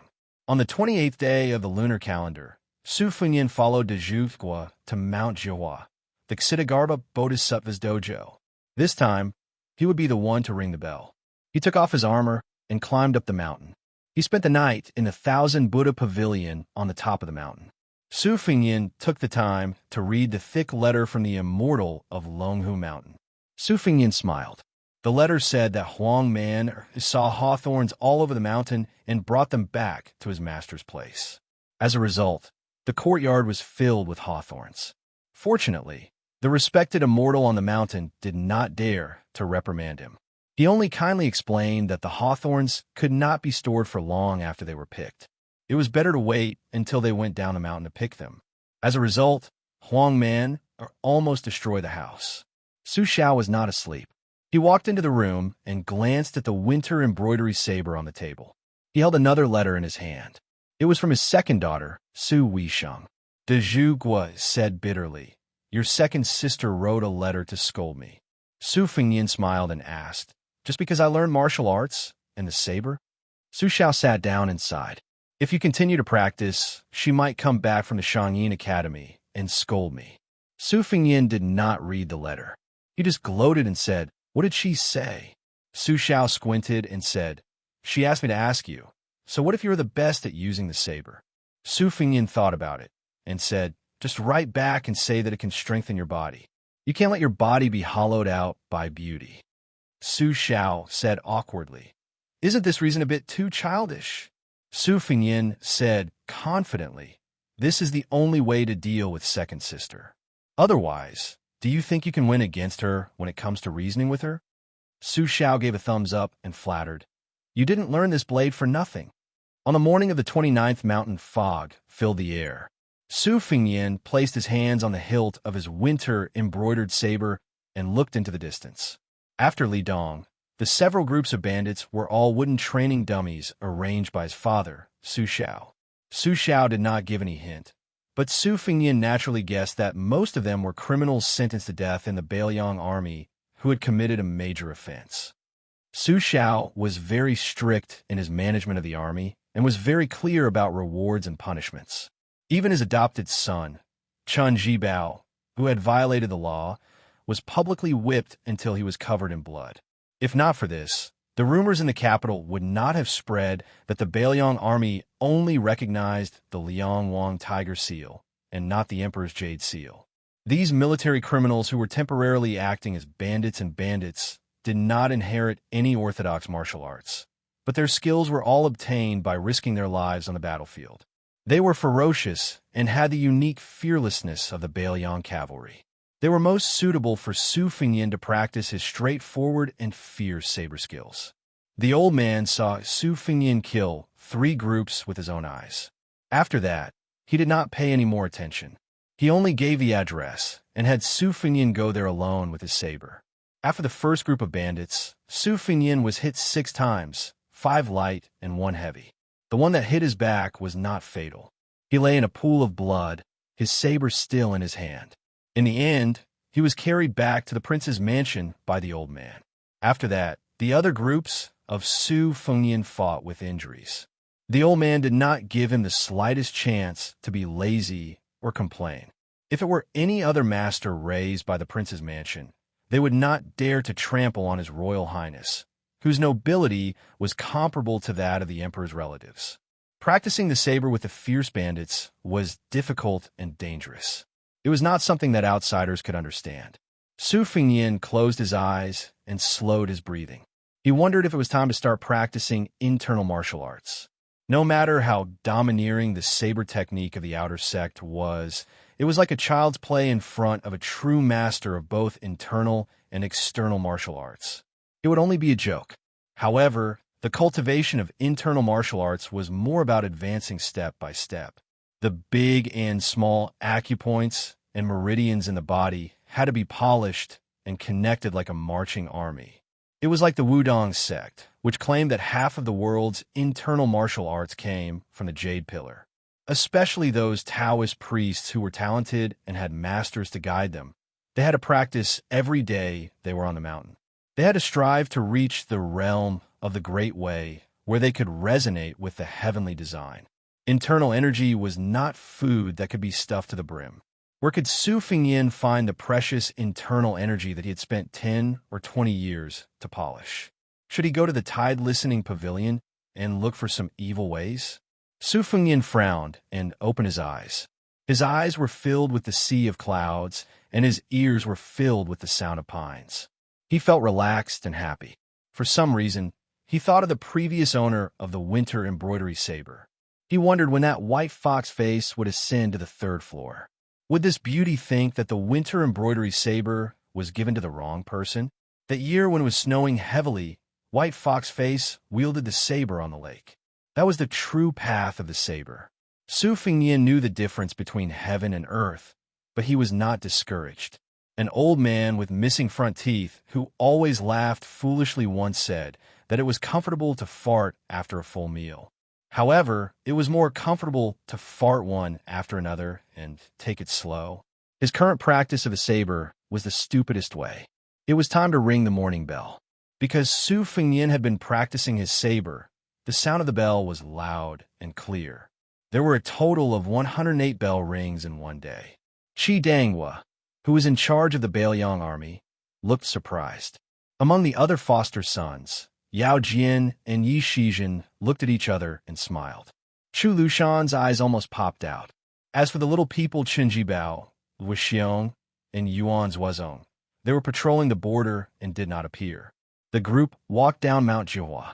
De Zhuhua, who was walking side by side with Su Fengyin, said slowly, "If you really want to practice martial arts, the masters in the mansion know some unorthodox ways.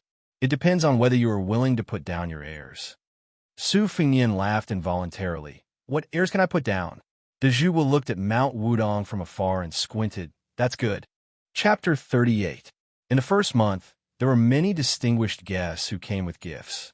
The governor of Lingzhou, Yin Jieshi, and his children arrived together. The governor of Feng Province, Li Gongda, followed closely behind. Naturally, he brought his son, Li Hanlin, who had a terrible reputation.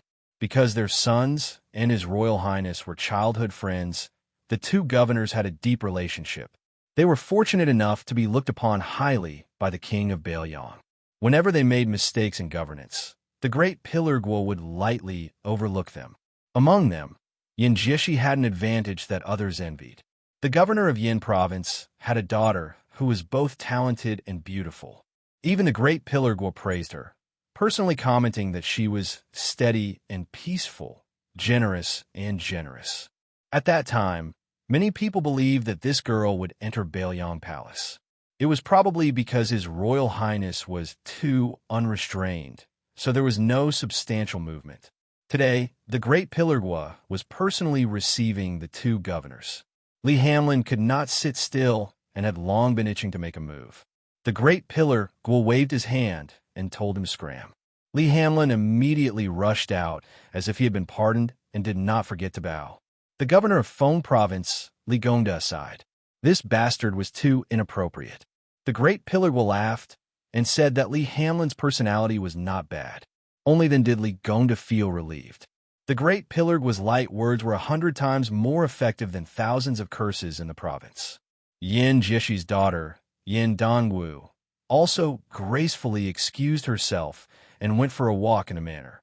It was rare to see a woman who could receive the great Pillar Guo's praise. She was recognized as a female scholar by the scholars of Bailiang.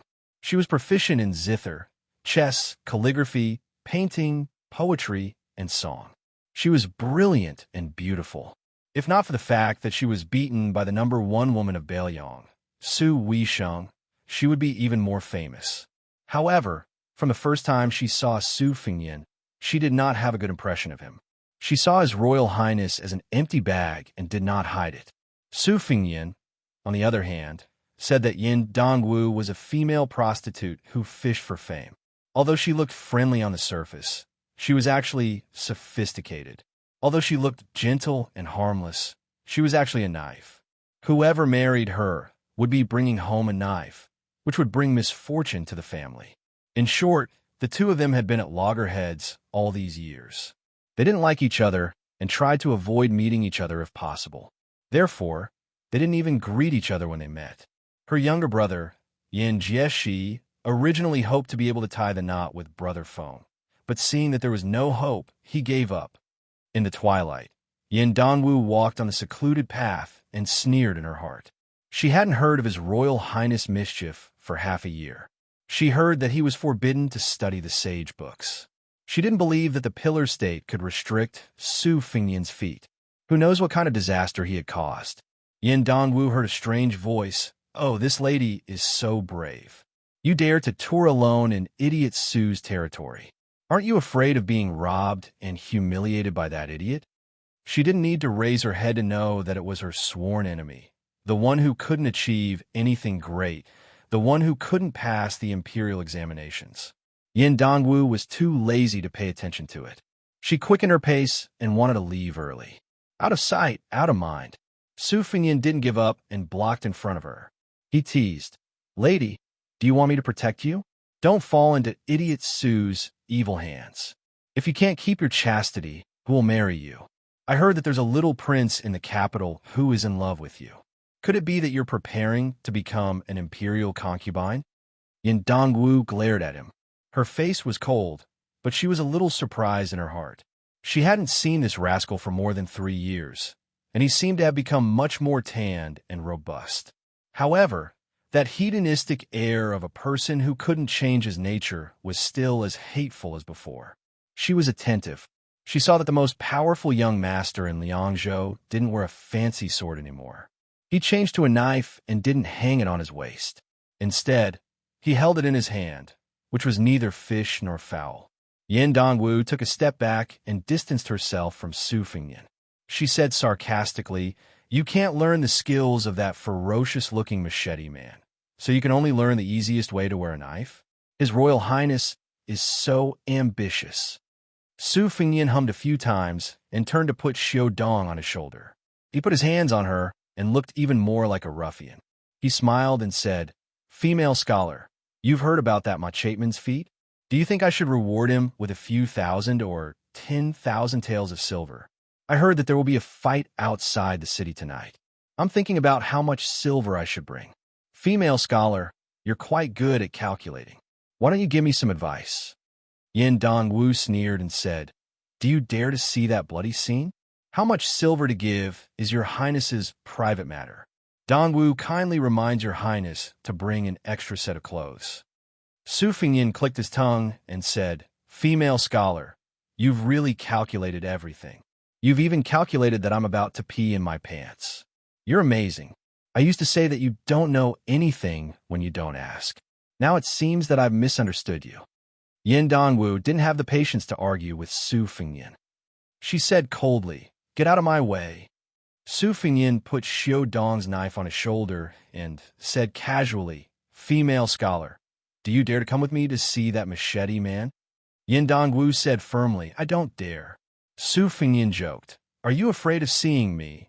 Or are you afraid of seeing the machete man and can't help but elope with him? I heard from Yin Qiji that you always like to peek at some paladin biographies. Aren't you curious what kind of hero is behind that ferocious face?" Yin Dongwu was exposed, but she didn't feel embarrassed. She kept silent. Su Fengyan said regretfully, "Forget it if you don't want to go. It's better for me to enjoy alone than others."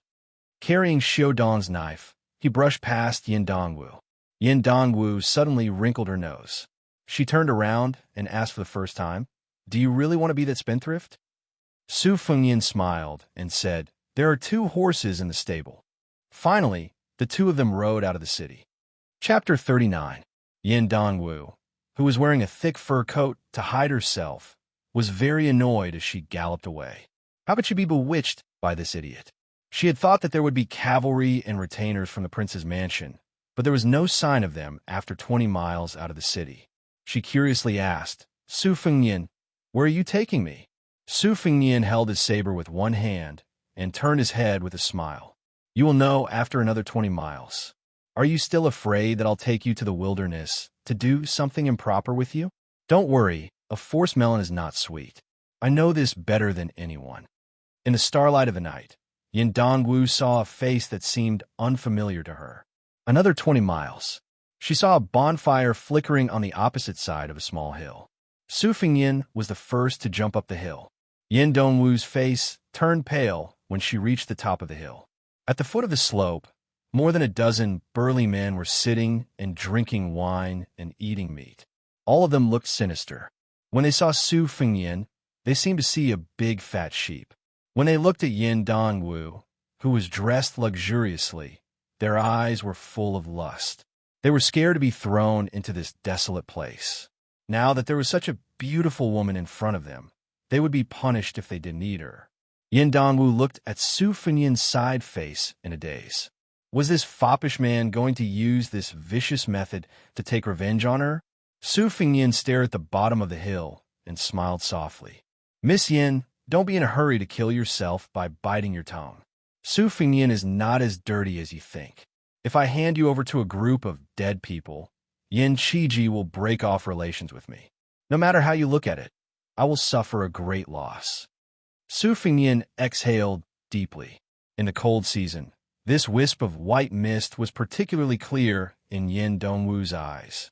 Then she saw this idle man, His Royal Highness, take out a ferocious mask, cover his face, pull out his saber, and insert the sheath into the soil. A series of silent actions caused his temperament to change instantly. Yin Dongwu covered her mouth and did not dare to make sound. It was a good time to kill. On a snowy day, the corpses would soon become like icicles under the eaves and would not be dirty. Especially the puddles of dirty blood, after being frozen, would look like a woman's embroidery. This made Su Fengnian, who could only kill people quickly, very pleased. After killing 4 or 5 batches of killing, he had some experiences that were not convenient to talk to others. But when he was in Jianghu, he had no friends. Otherwise, why would the masters be fighting on the top of a building or mountain? At the very least, there were a lot of people. But he was actually pleasing to the eye. Her face is yin. He was actually very pleased with her face. But her face and her face and her. He was her face and her.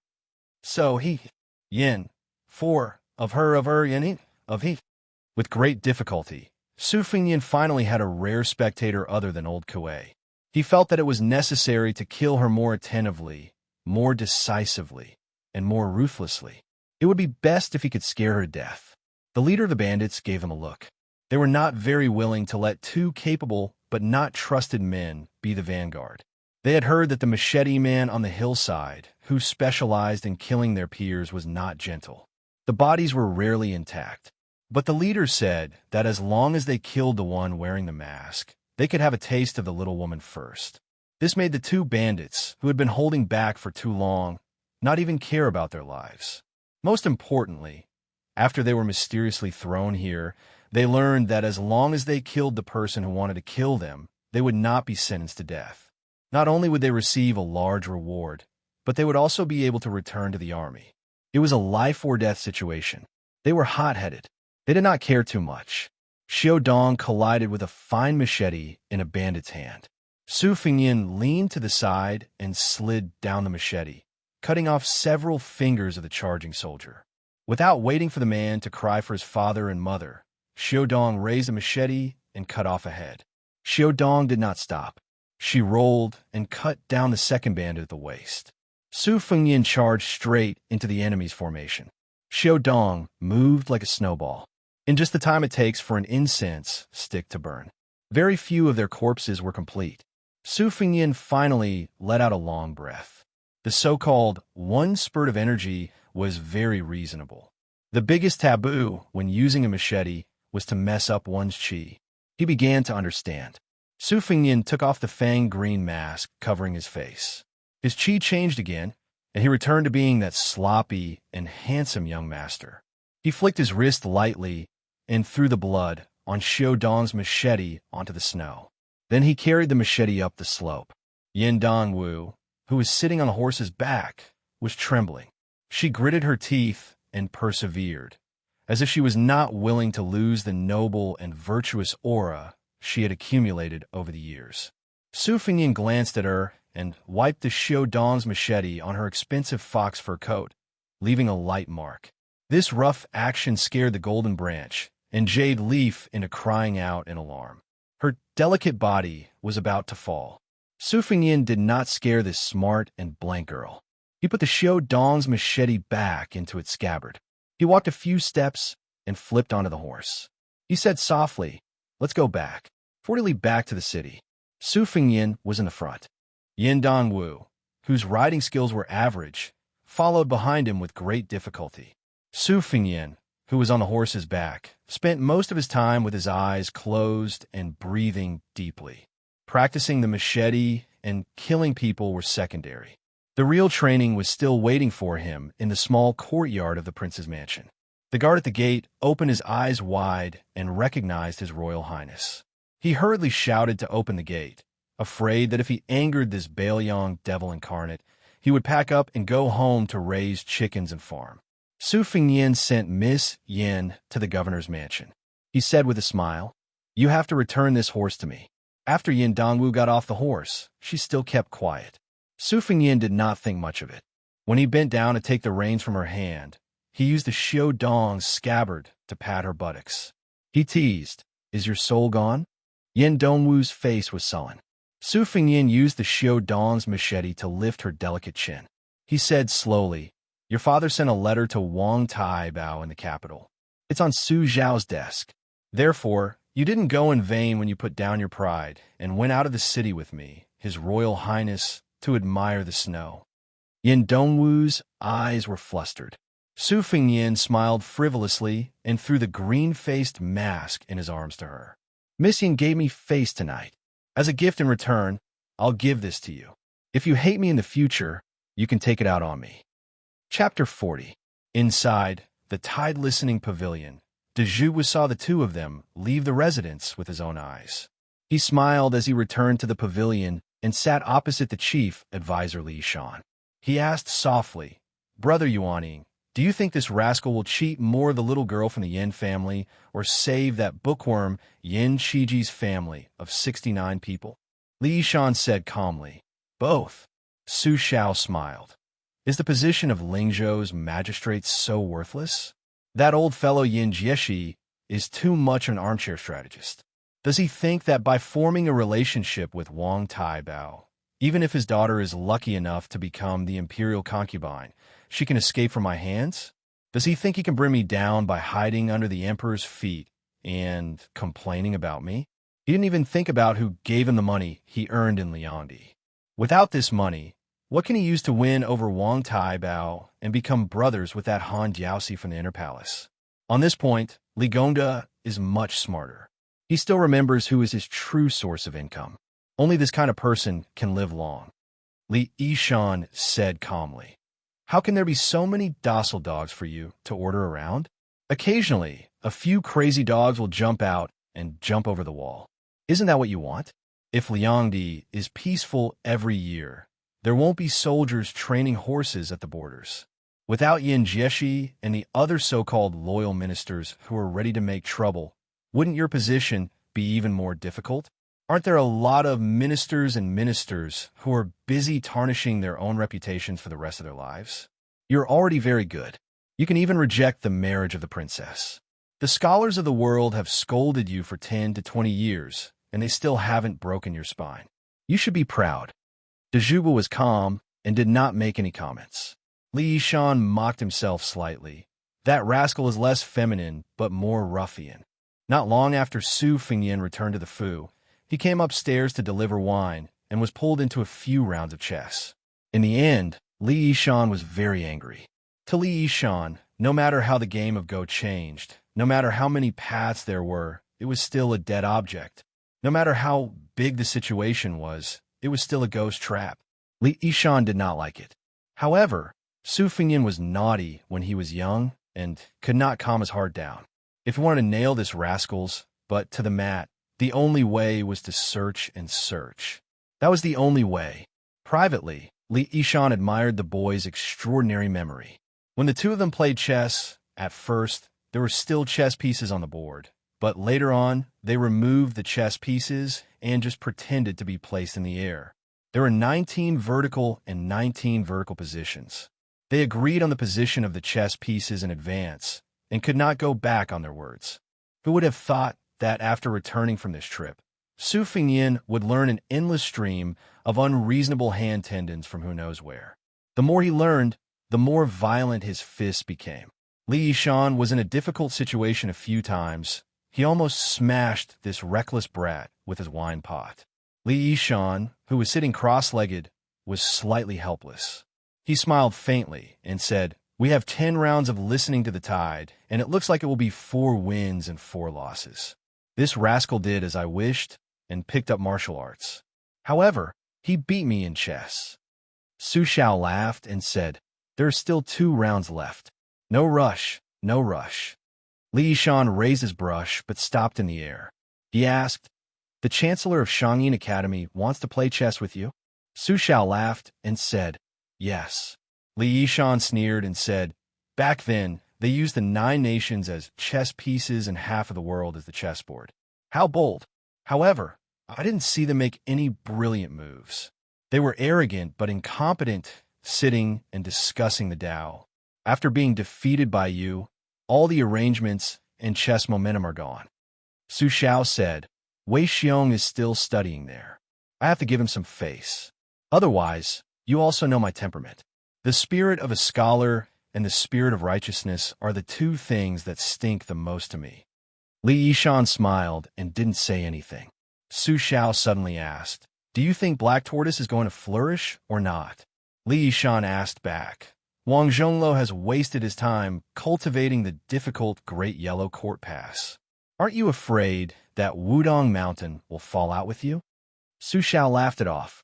In the secluded courtyard of the prince's mansion, Su Fengyan and the old man sat cross-legged in the courtyard's corridor. They slowly recounted every detail of the battle in the snow. If the knife wasn't decisive enough, if the knife speed was too fast and didn't have enough energy left, or if the response wasn't appropriate and wasted a bit of energy, the old man would beat him with the back of the knife. After the lesson, he would give a few concise comments. The old man was an expert in using the knife to the extreme. Even if he wasn't there, listening to Su Fengyan's words was no different from seeing it with his own eyes. Su Fengyan didn't want to give the superior incantation, and the old man didn't take the initiative to reveal his trump card. The 2 of them guessed each other's riddles, competing to see who had the better patience. The white-haired old man leaned against a red pillar and asked with a smile, "Kid, since you're going to retrieve the sword case, why don't you learn the sword? Wouldn't it be more straightforward? Besides, in Jianghu, don't all young people like to carry swords? One sword comes from the east, one sword goes to the west, and so on. It sounds more powerful than using the knife." That phrase is called Yang Chun or something. Grandpa forgot it for a moment. Su Fengyan sat upright with his xiudong across his knees. He chuckled and said, "Yang Chun by Shui. Even in this cold land, they call you idiot Su. You're wrong." The old man slapped his thigh with one hand and the shoulder of his royal highness with the other. The latter almost fell forward. He swayed and stabilized himself with great difficulty. Su Fengyan said self-deprecatingly, "Grandpa, your eyesight is really ordinary. Compared to knife skills, it's worlds apart." The old man smiled and said, "When Grandpa and that Zamadeo Wei Beishan fight, I will really have to leave this place. Kid, have you thought about your future path?" Chapter 41. Su Fengyan put his hand on the scabbard of the winter-embroidered saber and smiled bitterly. "What else can I do? I'll go to the pavilion to find a quick manual of inner strength and leave it to fate." If it doesn't work, I'll just memorize all the martial arts for various sections. In the future, I'll be able to take advantage of the enemy. My foundation should be quite ordinary. It's unlikely that I'll be able to defeat 10 people with brute force like the old grandpa. If I don't use some underhanded tricks, when will I be able to go to the martial emperor's city? By the way, did Wang Xianxia really break the wooden bull of the older generation's sword god Li Chungang with 2 fingers? The old man nodded, feeling a little sad. For the most outstanding martial artist in the world, the old monster Wang Xianxia was always a mountain that they had to face. Even if they could not defeat him, as long as they could fight to a draw, they could be ranked among the top 10 masters. It was enough to show the strength of the century-old man. Su Fengyan got up slowly. He still had to get up early tomorrow. Tonight, the future imperial concubine's mansion must be in chaos. The next day, a distinguished guest came to Bailiang Palace. It was a teacher from Xianxia Academy. It was said that his position was second only to the Grand Chancellor, and he was one of the 3 chancellors. The 3 of them were generally respected as Mr. Jishang. What they taught was not ordinary scriptures and classics, but the great way of a sage. The scholars of Xianxia Academy came from all over the world, regardless of region, identity, wealth, or wealth. As long as they passed the triennial examination of the academy, they could enter the academy and become a scholar of Xianxia. These scholars were also known as the Jixia scholars. Today, the Grand Chancellor of the Academy, Qianglong, was the imperial preceptor. His position was extraordinary and he was elusive. The visiting chancellor was only known by the surname Wang. He taught the art of traversing in Wangba Lu in Xianxia Academy. He had won 2 famous debates in the world. He won the debate on name, but lost the debate on heaven and man. Since then, he rarely showed up. For the past 10 years, he had only accepted the second daughter of the butcher Su Xiao, Su Weisheng, as a student. He even said that she would be his disciple in closed-door training, and that he could pass on his legacy to her, and that this lifetime was enough. From the few letters that Su Fengyan exchanged with his second sister, Su Weisheng, he vaguely learned that this Mr. Jishang was a chess fanatic who loved to watch chess and talk a lot. As for the depth of his knowledge, Su Fengyan did not doubt it. Since he could become second sister's master, he could not be too bad.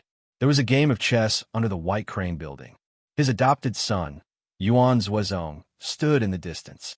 Only Su Xiao, the Great Pillar State, and Mr. Jishang, who came from afar, were chatting happily. Su Fengyan climbed to the top of the mountain and only saw Mr. Wang's side profile. Mr. Wang was thin, wearing a plain green gown, a pair of hemp shoes, and a mutton fat jade pendant around his waist. He was facing off against Su Xiao on the chessboard with a confident demeanor. His demeanor was elegant, and his imposing manner was otherworldly. His Royal Highness thought that the Chancellor of the Xianxia Academy was indeed very confident. No matter how powerful an ordinary expert was, they would not even dare to breathe loudly in front of Su Xiao. How could he be as calm and elegant as this person? An otherworldly expert was nothing more than this. Su Fengyan gathered his thoughts and approached respectfully. De Zhugua and Mr. Jishang were focused on the game. The battle on the chessboard was intense, and neither of them raised their heads. Su Fengyan, who was still in awe, took a closer look and almost spat out a mouthful of blood. A great national master who was familiar with the 19 paths was perhaps immersed in the great ocean, profound, looking down from a high position. Perhaps delicate and skillful, deep and precise, each step filled with murderous intent. But the 2 in front of him? Su Xiao was a terrible chess player. Su Fengyan naturally knew this. When he first saw the 2 of them playing chess, he thought that Mr. Wang was using his elegance to deal with Su Xiao's vulgarity. He did not think that. Damn it, why did this game look like a mess? It was like 2 children rolling around in the mud fighting.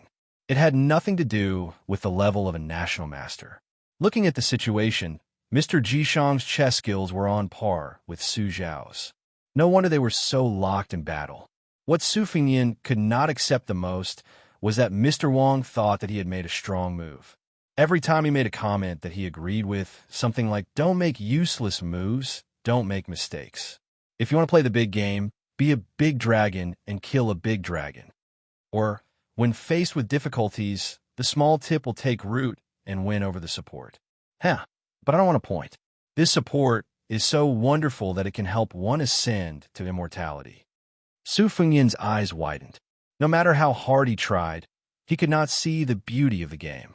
He could only see the continuous blurry moves. It was a terrible sight. Mr. Xianxia stared at the 50-50 situation and said proudly, "The 3 schools of chess have a total of 18 national masters. Only Zhao Ding and Xianxia cannot defeat them. The rest can compete." Su Fengyan's face could not help but twitch. Su Xiao was expressionless. He was not willing to make a move. Mr. Xianxia finally took the time to look up and said with an amiable expression, "His Royal Highness, do you think we should abandon the Pillar of State's light piece?"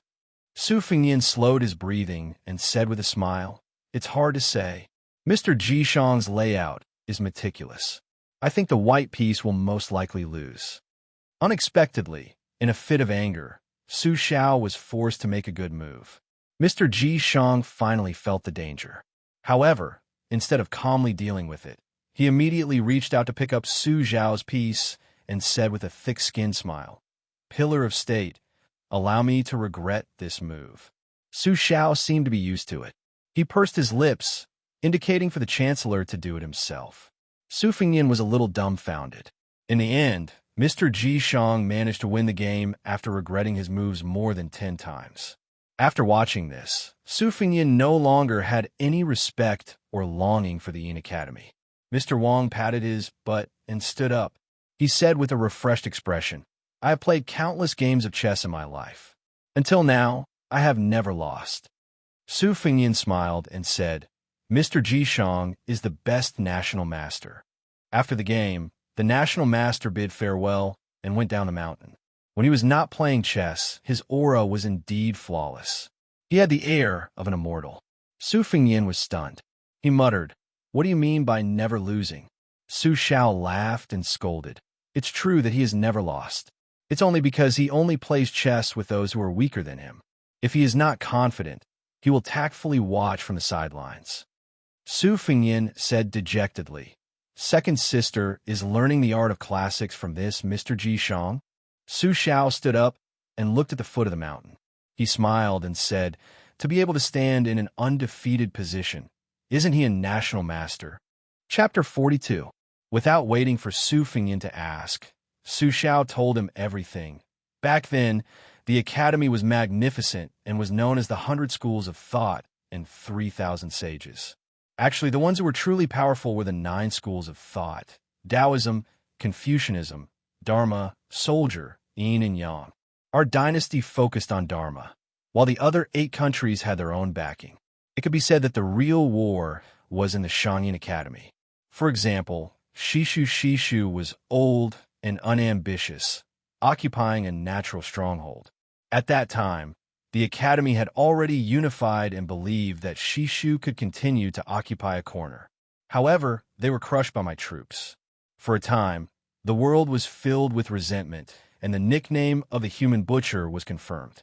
Together with Han Diaoxi and the Jianghu hermit Huang Longshi, they were known as the 3 devils that everyone wanted to kill. My relationship with the academy has always been poor. Only that Mr. Xiang, whose chess skills are terrible, spoke up for me and said a lot of things that offend the world. At that time, Sir Wang had just won the debate on name and reality and was in the limelight. If there were no accidents, he could have become the next Grand Chancellor and planted a karma tree in the Forest of Virtue. What a pity. That's why I sent your second sister to Xianxia Academy. There were a few famous forbidden grounds and sacred grounds in the dynasty. Other than the imperial palace, there was also Mount Longhu, which had usurped the orthodox position of Wudong Taoism. There was also the northern Yang Mansion's Tide Hark Armory, the 2 Zen Temple's Relic Pagoda, the Wu family sword tomb, and lastly, the Xianxia Academy's Dao de Forest, which all the scholars in the world yearned for. This Dao de Forest symbolized 10 years of trees and 1,000 years of virtue. As for the 3 devils, the eunuch with the surname Han was called a cat. His reputation in the dynasty was only slightly worse than that of Su Xiao. However, the white-robed Huang Longshi was the most controversial. His hands were not stained with much blood, even less than some of the Jianghu heroes. But this person's mouth was really powerful. During the chaos of the 9 countries, more than half of it was started by him. He was the proudest disciple of Xianxia Academy and called himself Huang Xianxia. This was not him boasting. Huang Longshi was recognized as #1 in the 19 Daos, #1 in cursive script, and #1 in yin and yang divination. He was renowned throughout the world. In the end, it was widely spread among scholars that the Xianxia Academy had almost erected a stone tablet that Huang Longshi could never set foot on in his lifetime. As for Su Fengyan's second sister, Su Weisheng, many scholars in the academy secretly said that she was the second Huang Longshi. One could see her elegant demeanor. Su Xiao said softly, "Mr. Wang came here today to ask for a favor, but I didn't agree." Su Fengyan said helplessly, "You really don't give Xianxia Academy any face." The hunchbacked and lamed Zhuge had his hands in his sleeves. He looked like an old farmer, but his words were extremely arrogant. "Those scholars have been scolding me from thousands of miles away. They've been scolding me until now, and I've already spat out several large vats of saliva. Your second sister slaps their faces in their house every day, loud and clear. In terms of Dao, they can't win against your second sister. It's even more so when it comes to chess. As for fighting, your second sister's sword can chop up those weak scholars. She can chop up hundreds of them in one breath, and there won't be a wrinkle on her sword. Those fellows from Xianxia Academy are only good at scolding people. As for chopping people, they're pretty lame." Su Fengyan said with a headache, "Don't hit people in the face. You're good." Su Xiao smiled. "Your father hasn't studied much, so how can he understand so many great principles?" Su Fengyan said disdainfully, "That's pretentious." Su Xiao turned his head and glanced at the winter-embroidered knife in his son's hand. He smiled and said, "I'm really not pretentious. Using the knife to talk is the most effective." Su Fengyan said softly, "That's also how you talk to that person in the capital." Su Xiao always had no inhibitions when interacting with this son of his. He said straightforwardly, "Of course. 300,000 Bailiang cavalry. Even their farts will shake the heavens. Even if you don't want to, you can smell it." Su Fengyan was preparing to leave for the bottom of the lake to practice his knife skills. He couldn't possibly go along with, "The emperor will take turns to be the emperor and come to my house tomorrow." Could he? Su Xiao asked. "Are you really going to keep practicing?" Su Fengyan was puzzled. "Or else." Su Xiao pulled his hand out and exhaled. He slowly kept him in suspense. "Then go to Wudong. There's someone waiting for you." Su Fengyan was surprised. "You're not going to ask me to learn the Jade Pillar Heart Sutra from Hongxi Xiang? That's too shameful. The scenery of the color glass world is not bad, but to ask me to practice my knife skills there, it's not fun. If he doesn't go down the mountain, I'll go up the mountain. How can it be like if the mountain doesn't come, I'll go up the mountain? To be honest, I'm not in the mood. I'd rather be scolded by that old man and have my face covered in spittle than live under someone else's roof on Wudong Mountain." De Zhu smiled faintly. "That little Taoist with the surname Hong doesn't have that kind of ability. The one you want to see is Wudong's chief, Wang Zhongluo." Su Fengyan was shocked. That old Taoist who hides to cultivate the Great Yellow Court Pass? Did he really split the Kanglin River with a finger of an immortal? That's too immortal. Inconceivable, inconceivable. De Zhu thought about it and said, "I haven't seen it with my own eyes, but Wang Zhongluo almost single-handedly fought against Mount Longhu with 4 great heavenly masters. He shouldn't be someone who fishes for fame. Moreover, Li Yishan gave pointers in his early years. He did a general evaluation and rouge evaluation. He specifically mentioned this Taoist expert, saying that he has the potential to enter the profound understanding realm. You have to know that at that time, Wang Zhongluo was only a middle-aged Taoist with no obvious reputation. As for whether it's true or not, won't you find out when you go to Wudong Mountain?" Su Fengyan was confused. "Wang Zhongluo is going to teach me how to use the knife? That's impossible. Then he's going to teach me the fastest and most profound heart technique of Wudong?" Su Xiao smiled. "You'll know when you get there." Su Fengyin didn't refuse. Wang Zhongluo was one of the most famous experts in the world. It was always a good thing to be able to experience some of the Taoist's immortal aura. He hoped that it wouldn't be another otherworldly expert like Mr. Wang from Xianxia Academy. The most important thing was that Su Fengyin was hiding at the bottom of the lake to practice his knife. He remembered that there was a bottomless white elephant pond in Wudong. This pond was formed by a waterfall for hundreds and thousands of years. Su Fengyin wanted to go there to practice his knife. That year, Su Fengyin entered Wudong alone in the dusk. Under the black tortoise Dangxing Memorial Arch, there were only two Taoists who were very different in age. One of them was naturally the young martial granduncle Hong Xixiang. The other was an old man with white hair and a ruddy complexion. He was extremely tall and sturdy. He was not inferior to the old man at the bottom of the lake.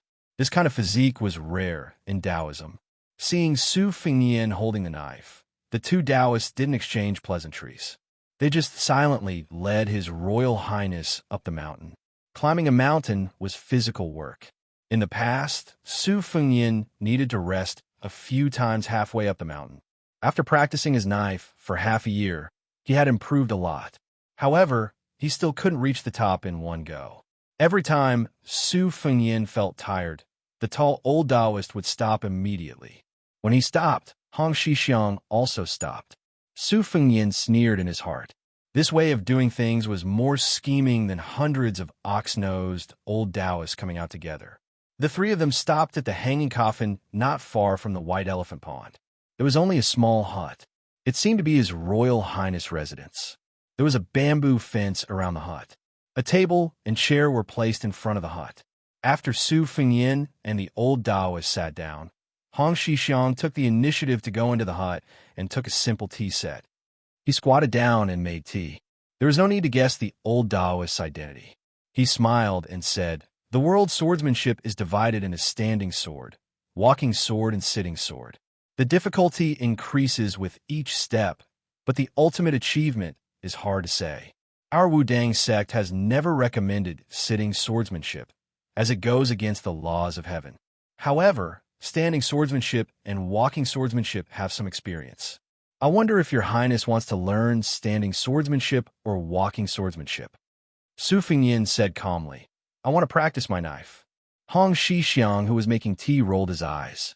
The old Taoist said amiably, "Swordsmanship and knife techniques, different paths lead to the same goal. They all pursue the path of one man against 100. Like that Dong Tai, he only held a peach blossom. It can be called a sword or a knife." Su Fengyin did not want to waste time. It was really boring to discuss Tao with the old Taoist. So he asked, "What's the difference between standing sword and walking sword?" The old Taoist chuckled and said, "Standing sword, simply speaking, is when the sword moves and stops more often. The sword momentum is more swift and violent, like the rumbling of winter thunder. Walking sword is heavy and continuous, like the majestic summer rain, like splashing ink. If His Royal Highness likes standing sword, there are a few sets of famous sword techniques on the mountain. Together with Wudong's unique Heart Sutra, the spirit plucking incantation, they are mutually beneficial. If he prefers walking sword, there is no harm. Jade Pearl Peak has a book called Green Water Pavilion Sword Practice Record for the 60 years. Its words are exquisite and profound, and it contains the essence of swordsmanship." Su Fengyin thought for a moment and asked, "What does Headmaster Wang mean by sitting sword?" The old Taoist said awkwardly, "This sitting technique is passed down in the Wu family sword tomb. Outsiders do not know." The young martial granduncle gave each of them a cup of tea. The tea was wild tea from the mountain, and the water was spring water. Su Fengyin drank a mouthful and said with a smile, "I forgot to congratulate Headmaster Wang for coming out of seclusion." The old Taoist smiled and nodded. Hong Xixiang sighed quietly.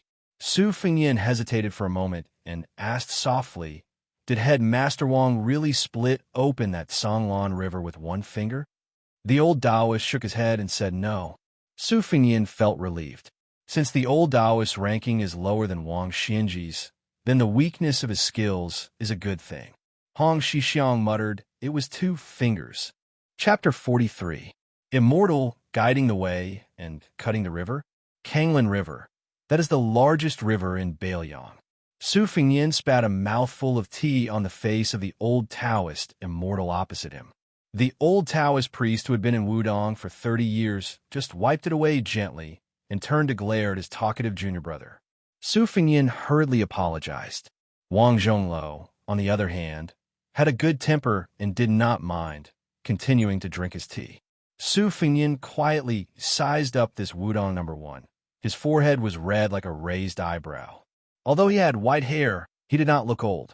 Su Fengyin suddenly remembered a Taoist unorthodox book called 3,000 Sceneries that he casually read in the Tide Listening Pavilion when he was young.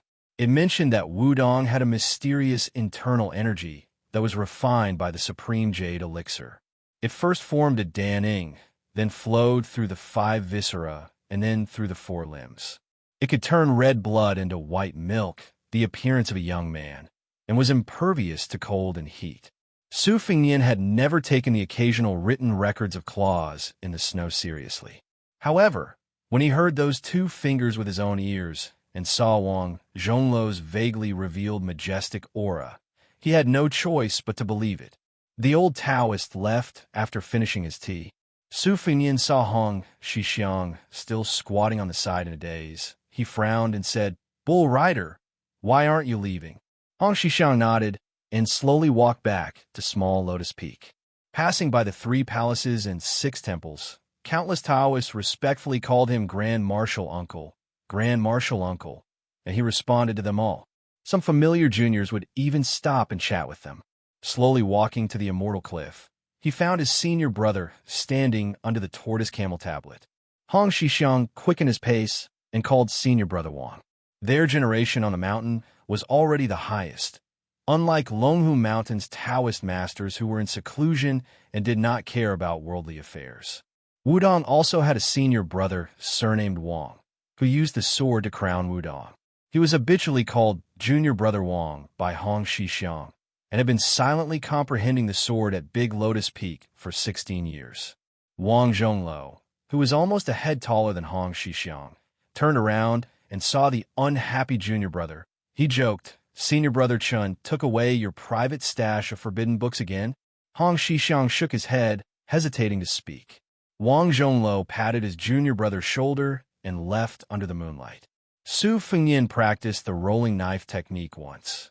There was no set pattern to it.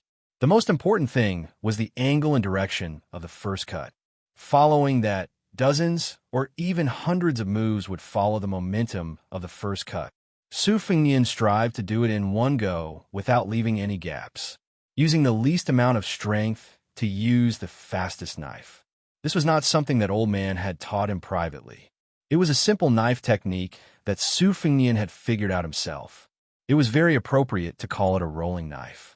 Compared to what Headmaster Wang had said about standing on the sword and moving the sword, it seemed to be slightly different. He returned to the thatched cottage and lay down on a hard plank bed. It was as hard as the Wudong Mountain. Su Fengyin had no qualms about this. This was because he was used to living in the wilderness with old Huang. On the table, other than an oil lamp, there were 2 piles of yellowed books. 2 sword manuals, 1 spirit extracting technique, and at the bottom was Qing Shui Pavilion sword practice record. Su Fengyin did not have any pajamas. He simply stayed up all night to memorize these books. Wudong's mantra was widely circulated in Jianghu. Most of them were fakes, crowned with the name Jade Pillar Internal Strength. They were still very popular. However, there were indeed some genuine low-grade Jade Pillar mantras that the Jianghu people were familiar with. Wudong Mountain had never deliberately tried to stop them. This was because the Jade Pillar mantras were indeed brilliant. However, it was only one of the yin-yang fish. It still required the Wudong Taoists to train their bodies day in and day out to complement each other. Su Fengyin was not interested in the sword manuals. He also did not feel that the spirit extracting technique was beneficial. He only loved the sword practice record so much that he could not put it down. This 60-year sword practice record was the painstaking work of a Wudong ancestor. It was just that the words were obscure and not easy to learn. Su Fengyin looked at the dimly lit sky outside the window. He put down his sword practice record and walked towards the white elephant pond with his embroidered winter saber. The closer he got, the louder the sound of the waterfall hitting the rocks. A cold water vapor assaulted his face. There was a large rock in the middle of the pond. Su Fengyin walked along the edge of the white elephant pond. Unexpectedly, he walked along a bluestone path into the waterfall. It turned out that the hanging immortal peak where the ivory waterfall hung had been hollowed out by the Wudong ancestors. Legend has it that an immortal ascended from here and left an ancient sword in the pond. Su Fengyin stood still. He was only 2 arms away from the waterfall. His clothes gradually became wet. Su Fengyin used all his strength to make a horizontal chop with his saber. That old Taoist priest was able to cut off the river with 2 fingers. So what if he used all his strength to make a chop? Su Fengyin felt a piercing pain. The embroidered winter saber had just made contact with the falling waterfall when it flew out of his hand. It drew an awkward arc in the air and fell to the ground. Su Fengyin raised his hand to look. There was a large bloody crack. Su Fengyin grinned. He picked up the embroidered saber that was destined to be buried in his hand for a long time. He let out a long breath and made another chop. The result was the same. Su Fengyin sucked in a cold breath. He tore off a piece of cloth from his body and wrapped it around his hand. He sat on the ground and picked up the embroidered saber. He no longer hoped to make a horizontal chop with his saber. He only hoped that it would not fall out of his hand. He switched to his left hand and made another chop. It was even worse. He fell out of the pond along with his saber. The young martial granduncle came into the cave at some point. He said in surprise, "You're exactly the same as senior apprentice brother Chun when he was young." Su Fengyin tried to find joy in his misery. All experts are like that. Hong Xixiang said softly, "But I heard that senior apprentice brother Chun can make a several-inch wide gap with his sword when he reaches your age." Su Fengyin said in annoyance, "Help me pass a message to the royal palace. There's a white fox face in seclusion there. Tell him to pick 40 to 50 martial arts manuals first and have someone bring them up the mountain." Hong Xixiang asked curiously, "What's that for?" Su Fengyin lowered his head and used his mouth to tie the cloth around his left hand's wound. He ignored Hong Xixiang. The young martial granduncle obediently went out to run errands for his royal highness. There's a Purple Sun Temple a mile away. He's going to ask the juniors for help. Of course, martial granduncle won't go down the mountain. A few days later, a slender woman carrying a heavy bag climbed up the mountain with difficulty. What's the heaviest thing in the world? Friendship? Loyalty? Bullshit. Books are the heaviest. Jiang and I sat on a step halfway up the mountain. Her waist was almost broken. A few Taoists who were staring at her swaying body as if she could roll down the mountain at any moment were finally relieved. This extremely beautiful young woman was escorted to the foot of the mountain by the Baoyang cavalry. Then she climbed up the steps alone. At first, the Wudong Taoists wanted to help, but they didn't get any response. She only had a cold expression on her face. The Taoists could only carefully follow behind her, afraid that she would suffer along with her bag. A woman from Baoyang Palace. They can't afford to offend her. Jiang and I raised her head and looked at the endless mountain peak. She muttered something. The Taoists couldn't hear her. It was all harsh words cursing Su Fengyin. But compared to her daily actions of making little grass men, it was already considered gentle. Now if that bastard His Royal Highness dares to stand in front of her, she'll definitely pull out that talisman and die with him. Jiang and I rubbed her already red shoulders. She gritted her teeth and once again carried the heavy bag. In the lapis lazuli world, this was a pitiful scene. Hong Xixiang, who had nothing to do, was strolling around the mountain. He saw this scene and ran over to help. But before he could speak, Jiang and I said, "A good dog doesn't block the way." Her tone was weak, but her eyes were like the eyes of a bodhisattva. She didn't look like a lowly servant in a prince's residence. Hong Xixiang smiled and said, "I'll lead the way for you." Seeing the hut, Jiang and I was stunned. This was the sleeping quarters of His Highness, the Thousand-Blade Crown Prince. Won't he jump and curse and kick the few thousand Taoists of Wudong Mountain down the mountain? She sat on the ground, panting. She really felt like she was going to die. Hong Xixiang was just about to remind her, but Xianxia glared at him. He could only swallow his words. The young martial granduncle thought that the woman brought out by His Royal Highness was different. Or was she really as straightforward as eldest apprentice brother said? Was it because the women at the foot of the mountain were all tigresses? Although his good intentions were treated as ill intent, Hong Xixiang still took the opportunity to lift the bag and move into the hut. This time Xianxia didn't reprimand him. She really didn't have the energy to do so. Right now, she wanted nothing more than to sit down and fall asleep. As for the pain in her shoulders and back, it was already numb. She just didn't want to touch it. Jiangni's back was hit a few times by a hard object. The action wasn't big, but for the current Xianxia, it was no different from adding oil to a small fire. A thick layer of frost covered the little snow. Xianxia, who was in extreme pain, turned around with a sobbing tone.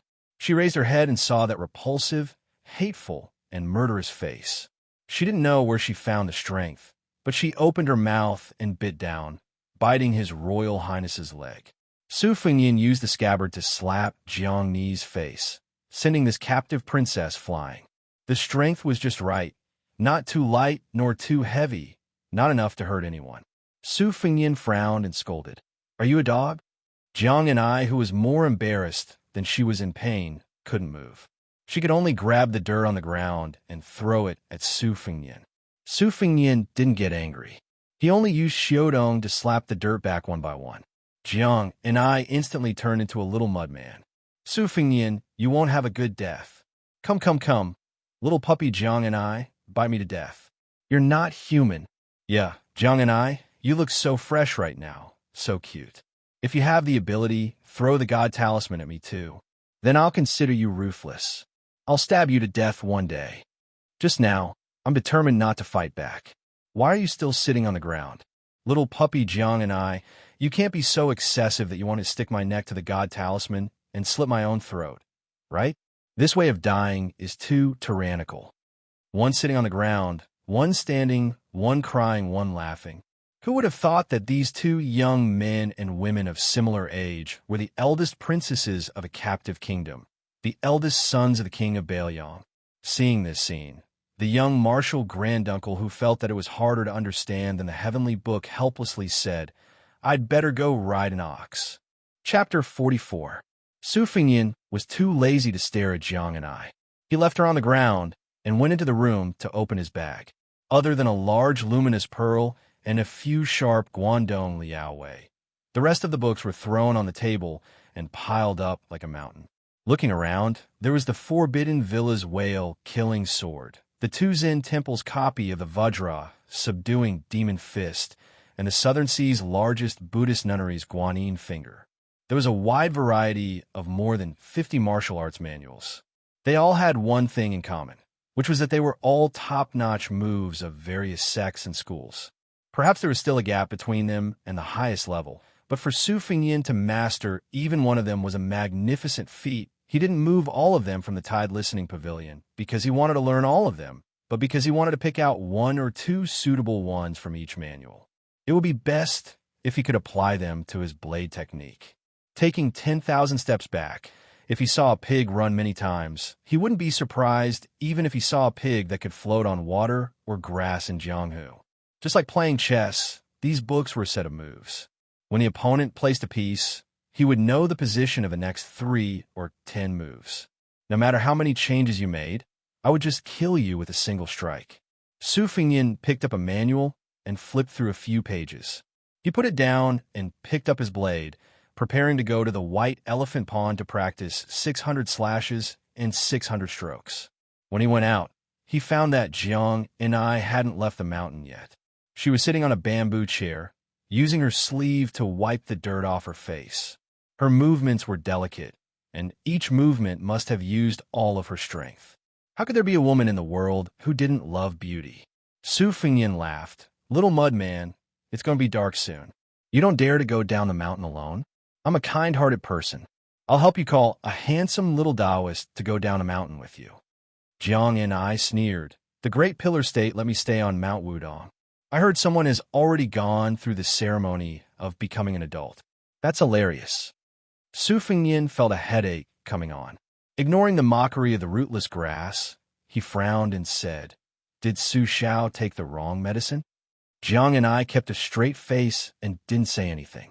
She stretched out two slender little fingers and slowly combed away the dirt and dust on her hair. Su Fengnian went to the forest to pick some herbs and threw them in front of the house. "You stay here," he said. "I'll go somewhere else." Jiang and I was indifferent. Like a clay bodhisattva, he remained motionless. He tilted his head and didn't even look at His Royal Highness as he meticulously cleaned up the battlefield. She would never touch that huge pile of herbs. Su Fengnian took the night-luminescent pearl and the hairpin to the cave of Xianxia Peak. He made a hole in the stone wall and inlaid the night-luminescent pearl in it. Suddenly, it was brightly lit. Su Fengnian, whose hands were bleeding, continued to wield his saber. However, he did not dare to cut under the waterfall. Late at night, he was already exhausted. He sat at the foot of the stone wall furthest from the waterfall and slept cross-legged. The saber never left his hand. Early in the morning, he woke up on time. Su Fengnian opened his eyes and saw Hong Shixiang squatting in front of the waterfall, holding water to wash his face. Su Fengnian had always been indifferent to this guy. He got up and practiced his slashing in the open space.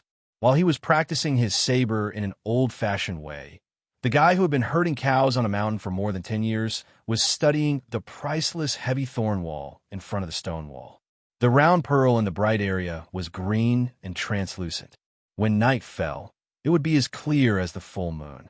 The one in front of Hong Shixiang was not known for its large size.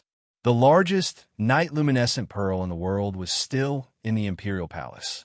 It needed 416 beauties to surround it. It was placed in the study of Princess Suizhu. The reason this emperor's most beloved daughter was called Princess Suizhu was because when she was born, Sui offered this huge night-luminescent pearl dug out from the foot of Mount Tai as a tribute. Su Fengnian seemed to have had the opportunity to own 2 Sui pearls, as long as he was willing to enter the capital and become the emperor's son-in-law. Su Fengnian did not have the opportunity to know whether the delicious cake was hot or not. In Bailiang Palace, this kind of low-level mistake could not happen because the maids in Wudong Garden were all gentler than the other. However, His Royal Highness was more certain than anyone that the roasted sweet potato was hot to the mouth, hot to the hand, and hot to the heart. The cave was humid, and Su Fengnian was sweating profusely. It was very harmful to the body when the sweat mixed together. Su Fengnian did not dare to stay any longer. He carried the embroidered winter saber on his shoulder and picked up the famous Guangdong Liaowei. This was the best quality purple rabbit hair. Rabbit hair was originally a hard hair. The north was stronger, but the Guangdong purple rabbit hair was worthy of being called the first hard hair. This kind of brush was most suitable for writing strong and square characters. The tip of the brush was like an awl and sharp like a knife. This was the real knife of the brush. From a young age, Su Fengnian had been instructed by Li Yishan to only use hard hair. The soft and edgeless sheep hair was absolutely not to be touched. The soft and boneless characters had always been spurned by the #1 scholar in the prince's residence. However, Su Fengnian knew that sooner or later he would have to pick up a soft hair when he had to write large characters on a signboard.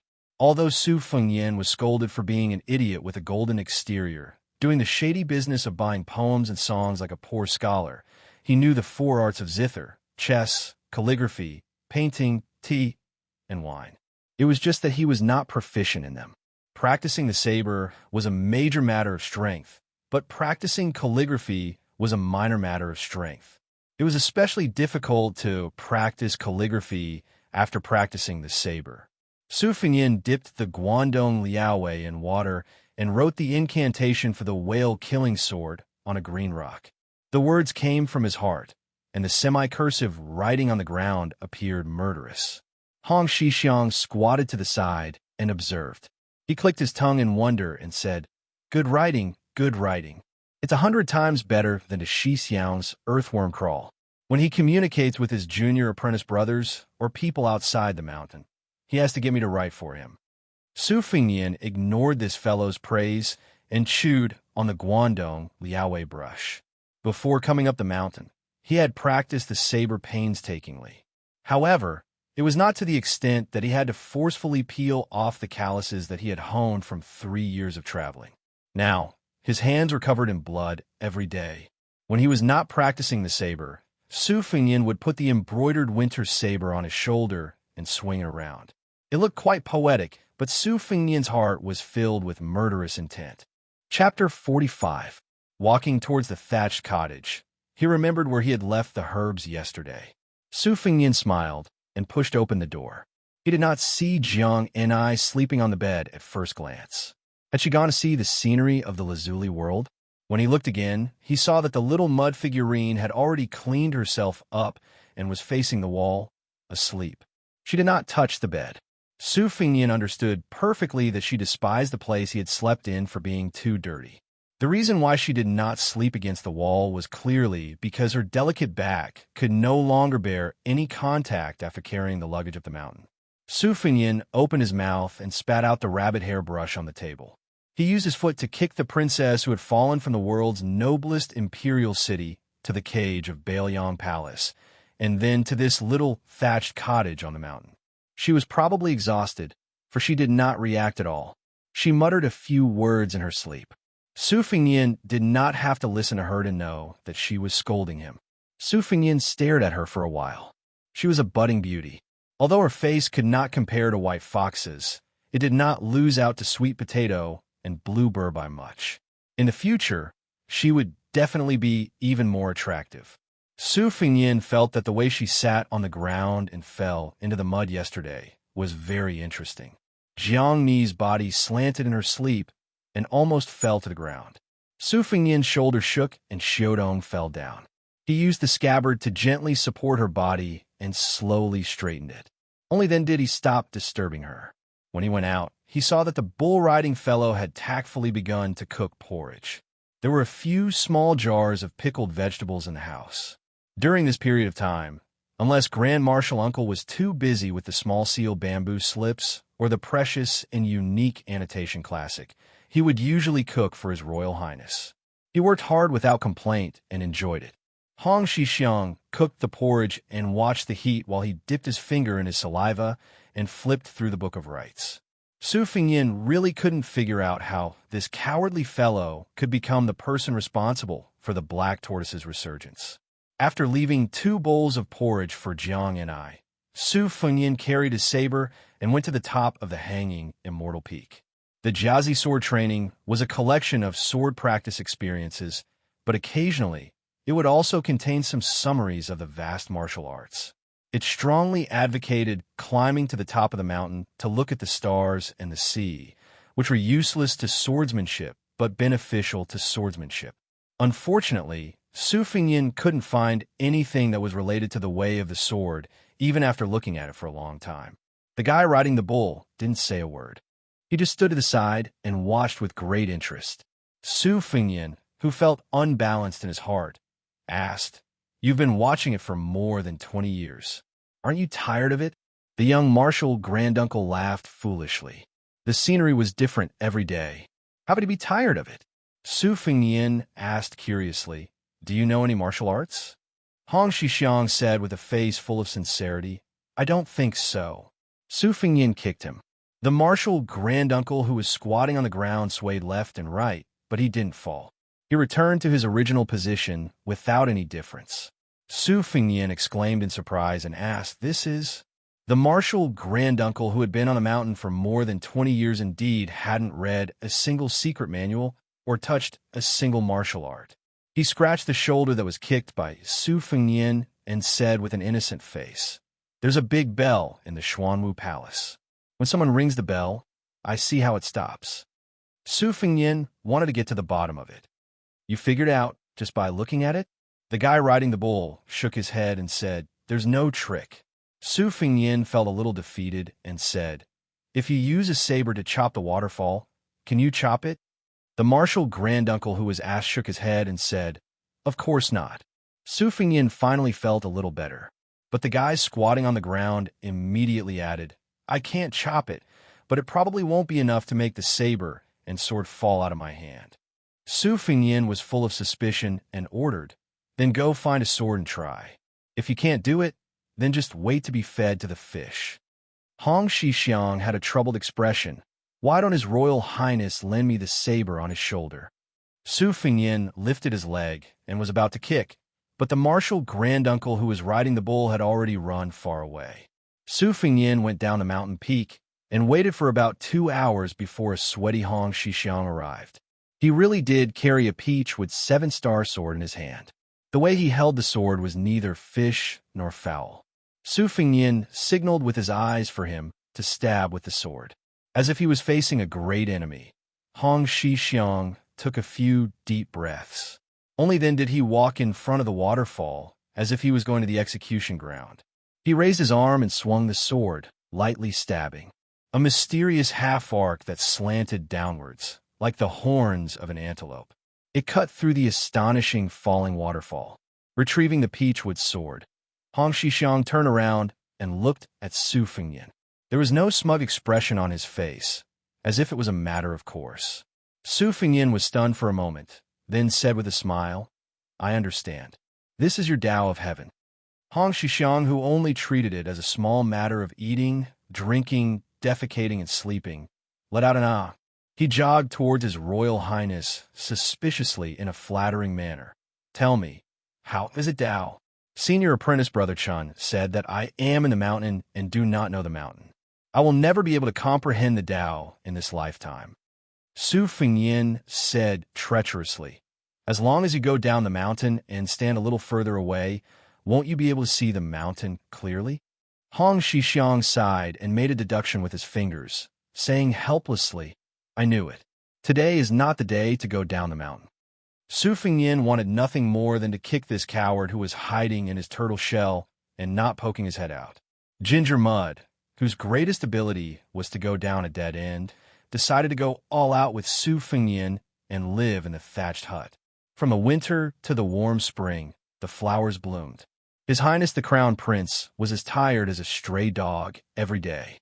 She had a lot of free time. She did not have to do any of the chores a servant should do. She just strolled around Mount Wudong every day. She walked around the 81 peaks, half of the peaks, palaces, monasteries, and heavenly paradises with her little feet wearing hemp shoes. She even had the leisure to ask for some seeds from the nearest Xiang monastery. She planted some vegetables and fruits outside the green bamboo fence. Because of her, she created a small vegetable garden that formed a world of its own. If Su Fengyin took a second look, he would be warned by her, like a little white wildcat whose tail was stepped on. Other than practicing his blade and calligraphy, Su Fengyin also continuously moved books from the tide-listening pavilion to the mountain. Book after book, bag after bag. It was like moving a mountain.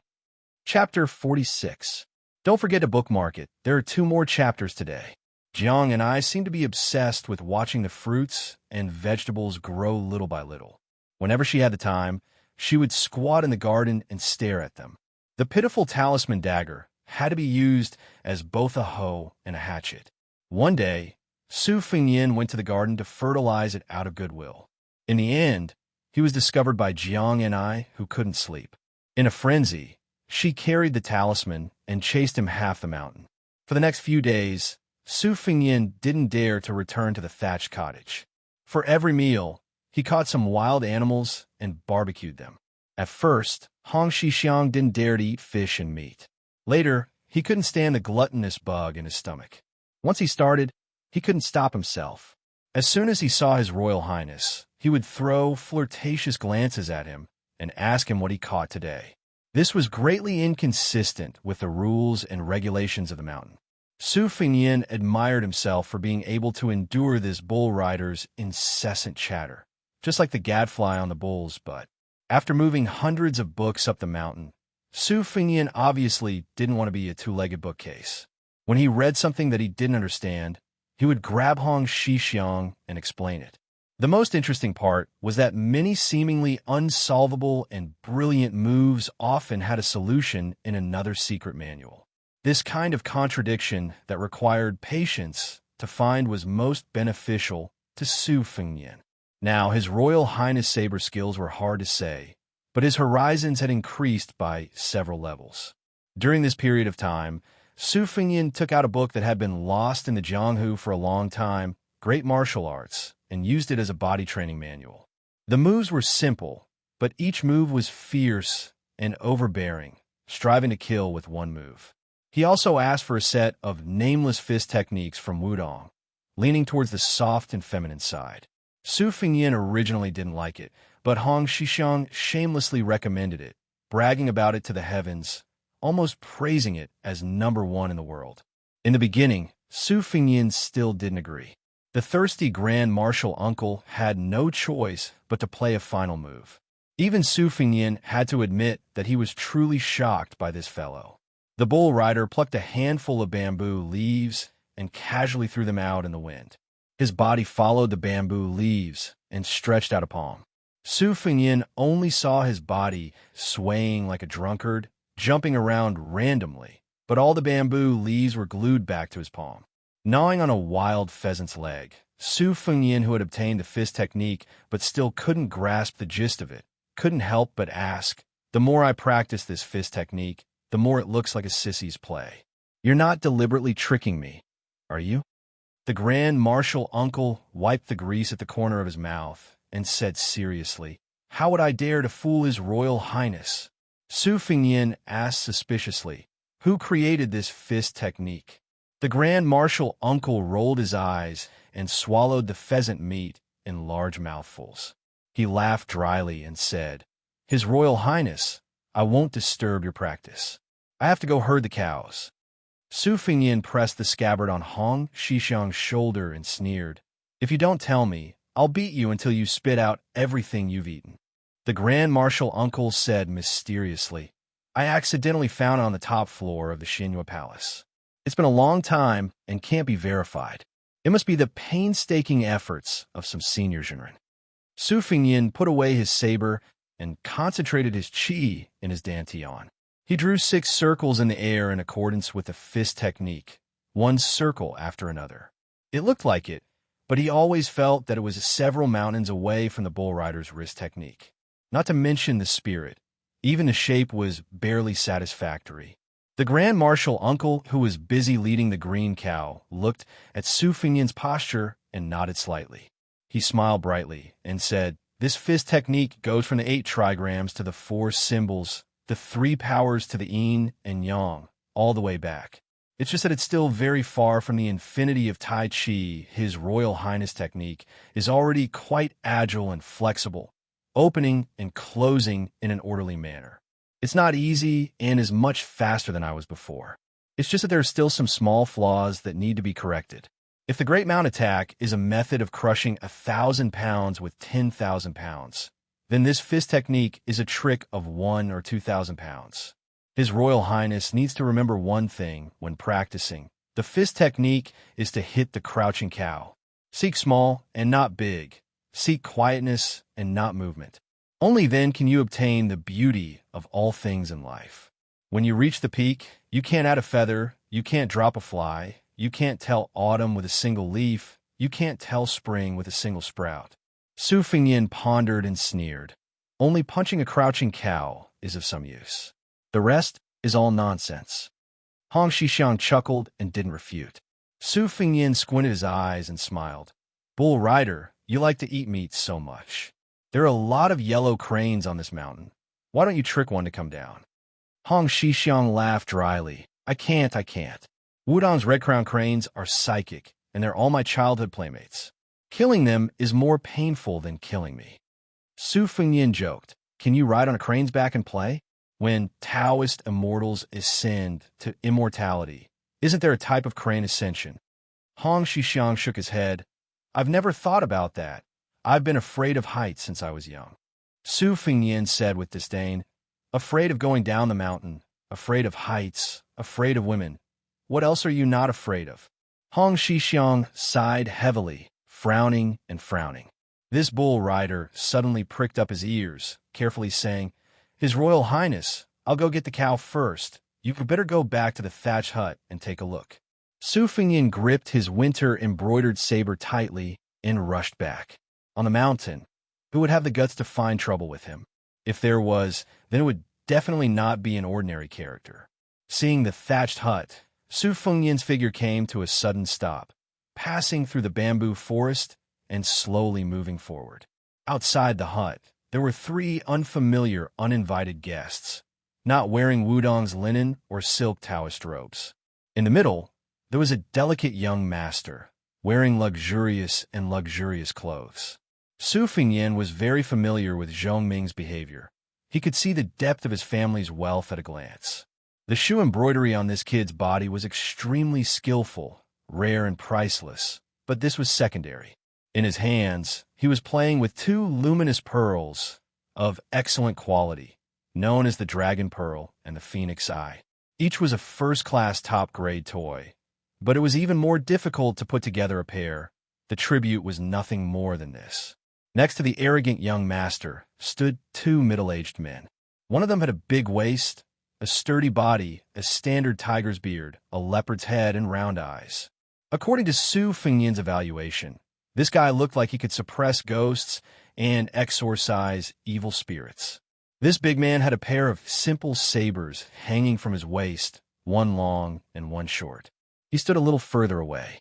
The other gloomy man with a white face and no beard was closer to the young master, slightly bent, and stood with his hands behind his back. He wore a plain white robe, always giving people the impression of a cold-tailed, many-banded kite. Standing in the vegetable garden, Xianxia stared at the three people with red eyes. Her lips were already bleeding from her bite. There was a five-fingered palm mark on her delicate cheek, red and swollen. The vegetable garden that she carefully cultivated had been destroyed, the wooden frame fell, the seedlings were all broken, and it was almost turned upside down. His Highness the Crown Prince had only watered and fertilized the plants out of the kindness of his heart, yet he had been chased down by Xianxia. Now that the vegetable garden had been reduced to such a state, she must have risked her life to save it. However, her opponents were numerous, and they were not merciful people, so she had to suffer in silence. Perhaps in Zhongni's eyes, Baoyang Palace was a luxurious and desolate birdcage, but other than His Royal Highness who raised birds, who dared to point fingers at her, not to mention slapping her face. Su Fengyan, with his hands wrapped in cloth and holding his sabers, walked barefoot towards the three people with a gloomy face. Chapter 47. Xianxia, I can bully you, but you can't. I don't care who your father or mother is. The elegant young master slightly tilted his head. There were some freckles on the tip of his nose. He glanced at Su Fengyan, who was walking towards him with a look of disdain. When his gaze shifted to the embroidered winter saber in Su Fengyan's left hand, he slowly said, "Oh, this saber is very nice. I like it very much. Go, break his hands. The saber is mine." When the man heard this, he looked at Su Fengyan with a look of pity. From beginning to end, Su Fengyan did not say a single word. 10 steps away from the brawny man, he suddenly rushed forward. The embroidered winter saber was unsheathed. 3 steps away, he chopped out with a clean and crisp saber. The brawny man, who originally did not plan to use his saber, had a sharp glint in his eyes. Without seeing how he pulled out his saber, he blocked Su Fengyan's swift and fierce saber with the short saber on his left waist. The short saber's handle was wrapped with gold and silver threads. It was an excellent saber that specialized in foot combat. Su Fengyan's saber was blocked, but he did not blindly compete with strength. He used the rebound force to draw a stunning arc. With a turn of his body, he swept out a second saber. The brawny man showed a trace of surprise. He quickly restrained his thoughts of underestimating his opponent. His right foot took half a step back, and his left arm swung out like a wheel. He chopped down in the air. He was no longer in a defensive position. He wanted to use his innate strength to sweep away the brat who used a saber in front of him so that he could no longer lift his saber. Su Fengyan, who had long been taught by the white-haired old man when to gather strength and when to counterattack, dodged the saber. He suddenly used an additional 30% of his strength. His speed was close to that of the brawny man's saber. In a flash, he dodged the brawny man's brutal slash. Intentionally or unintentionally, Su Fengyan had incorporated the bull-riding fist technique into his blade technique. His body was like a spinning top, spinning one round after another. His speed did not decrease, but instead increased. Combined with the rolling blade technique that he had comprehended himself, it was simply flawless. In the face of danger, he had instantly erupted with a realm that he had never been able to reach before. He had truly managed to do it in one go. His chi was surging endlessly. Su Fengnian's breath was calm and comfortable, so much so that the second Xiaodong sweep was far more imposing than the first. The brawny man who missed his saber glared angrily.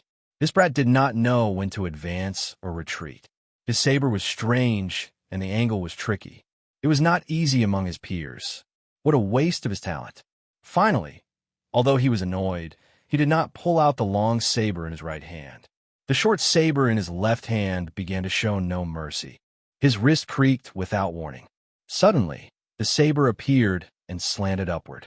It was as if he had fished out a whale from the East Sea. It suddenly hit the exceptionally bright saber of Xiaodong. Su Fengnian's alarm clock jumped out for no reason. He subconsciously used all his strength to retreat. A series of small messy arcs appeared under his feet. He finally stabilized his body. He swallowed a mouthful of blood back into his stomach. Xiaodong in his hand did not tremble at all. The brawny man with two sabers was not in a hurry to chase after him. He stood still. The child who said he wanted to break Su Fengnian's hands whispered to the beardless man beside him. Su Fengnian tore off the cloth on his right hand. Xiaodong turned from left to right.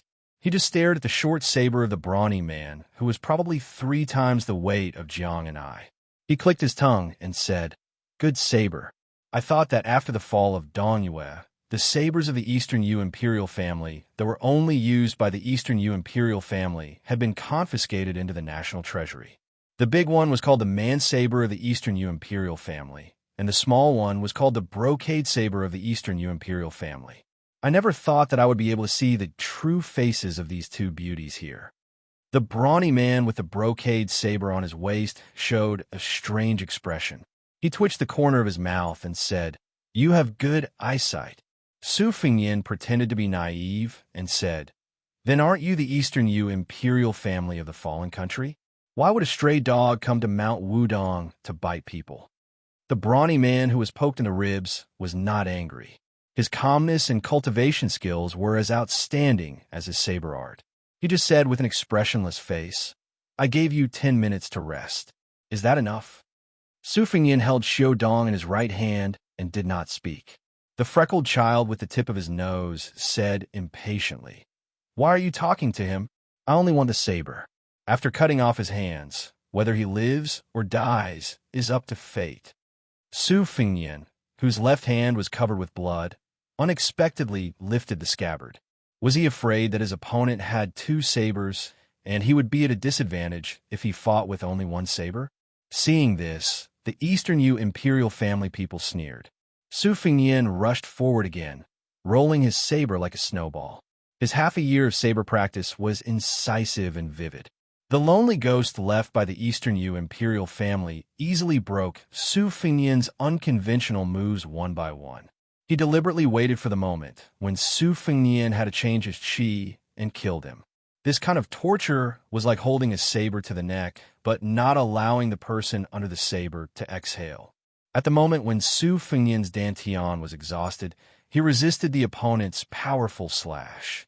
At the same time, the scabbard in his left hand was thrown out like a heavenly steed soaring across the sky. It shot out like an arrow and went straight to the child's chest. The Eastern Yu imperial family swordsman's eyelids twitched. He turned his head in violation of the taboo of fighting formations to determine whether this damn throw would cause any harm that he could not bear. This was the best opportunity for Su Fengnian to hurt the enemy. However, when he caught a glimpse of the child's right hand from the corner of his eye, Su Fengnian knew that it was not good. He forcibly suppressed the impulse to throw out his saber and retreated again and again. Sure enough, when the Eastern Yu imperial family swordsman turned his head, the saber had already been unsheathed. A 2-foot-deep crack was cut in the mud in front of Su Fengnian. It was a shocking sight. In addition to adjusting his chi, Su Fengnian also looked at the Xiaodong scabbard. The man in white stretched out his arm and gently pinched the scabbard that Su Fengyan was determined to get. It was unknown whether the child was completely unaware of the crisis or he was born with the demeanor of a general. He laughed and said, "You're just an embroidered pillow. Do you want to kill me with such petty tricks? Aren't you afraid of being laughed at? Do you know who these two people in front of you are?" Seeing that the Eastern Yu imperial family swordsman had no intention to use his saber, Su Fengyan finally had a chance to take a closer look at the child who had only been freckled by his royal highness. He suddenly understood and said with a smile, "Little girl, tell me. Let's see if you can scare me." The child's face turned red. He lifted his leg and kicked the middle-aged man beside him, screaming, "Kill him." The man finally opened his mouth. His voice was sharp and harsh, neither yin nor yang. "You're courting death." Without seeing him move, the Xiao Dong scabbard shot towards Su Fengyan's neck like a thunderbolt. The Eastern Yu imperial family swordsman in front of Su Fengyan tipped his toes and made way. If he didn't dodge, he would be pierced by the scabbard. Su Fengyan closed his eyes. He wasn't accepting his fate, but gambling with his life. The wind suddenly rose. Thousands of tall bamboos in His Royal Highness's bamboo forest bent toward the direction of the crowd, forming a worshipping posture. It was exactly the same as the 81 peaks, as if the mysteries of heaven were being drawn. An old Taoist priest floated out, looking indescribably like an immortal. He casually picked up the scabbard and put it down slightly. It happened to fit Su Fengyan's Xiao Dong into the scabbard. The old Taoist priest calmly stood beside Su Fengyan. The guy dressed as a child, but was seen through by Su Fengyan as a woman, kicked the man who threw the scabbard and scolded, "Useless thing! Kill! Kill them all for me." The young martial granduncle hiding in the bamboo forest sighed. "This mountain really can't be left. The women at the foot of the mountain are all tigresses." Chapter 48. Su Fengyan opened his eyes and whistled. A handsome spear falcon swooped down from the sky and landed steadily on His Royal Highness's shoulder. The snow-white 6-year phoenix stretched out its head and rubbed its master's cheek. Su Fengyan didn't care about the pain. He flicked the scarlet beak of his beloved pet with a finger and glanced at the white-faced man who was about to attack. He sneered, "100 Liangzhou cavalry are going up the mountain with crossbows. I like to see who's going to kill who." The freckled woman, who pretended to be a rich man, was still not afraid. She angrily said, "How dare you?" Su Fengyan laughed wildly. "In Bailiang, there's nothing I don't dare to do." The Dongwem machete man frowned. The secret report did say that there were 100 Bailiang cardinal crossbows stationed at the foot of Mount Wudong. The crossbows made by Bailiang were much more powerful than ordinary crossbows. Many of the West Chu great halberd soldiers were killed by these weapons on the battlefield.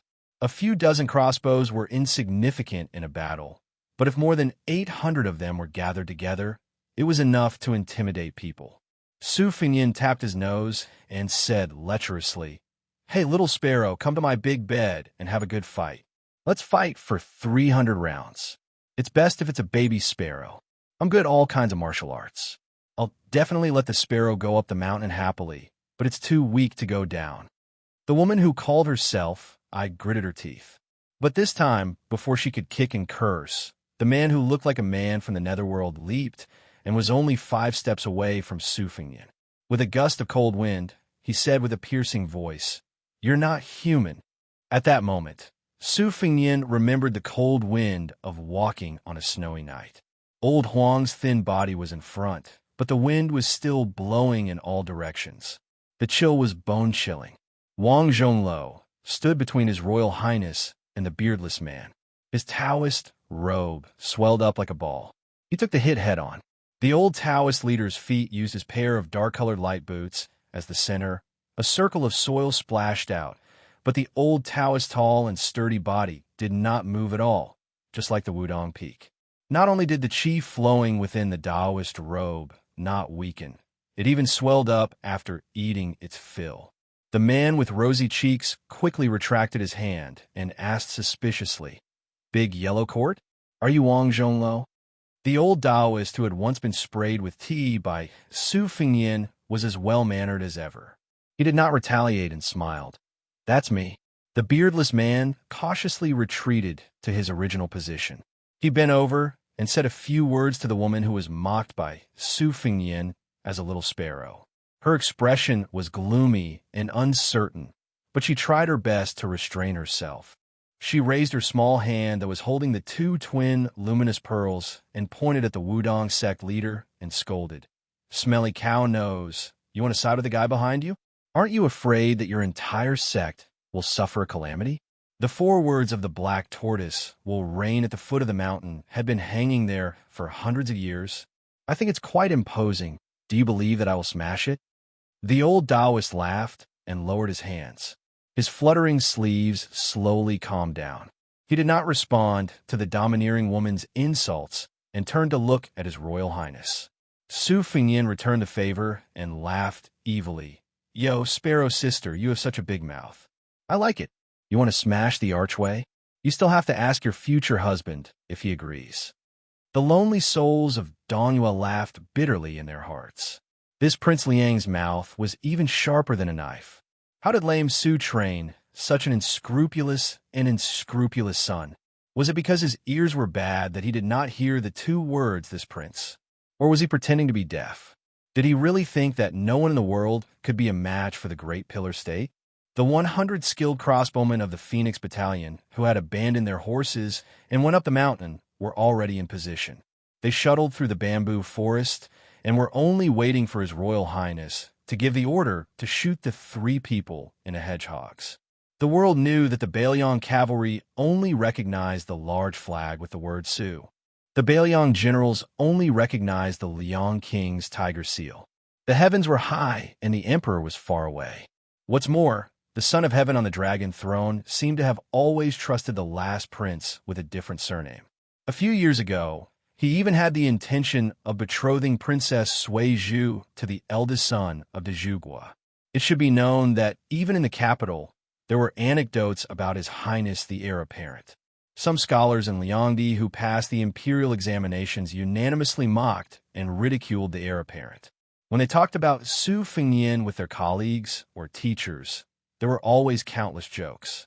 The common people all over the world were worried that Princess Sui Zhu had entered the tiger's mouth.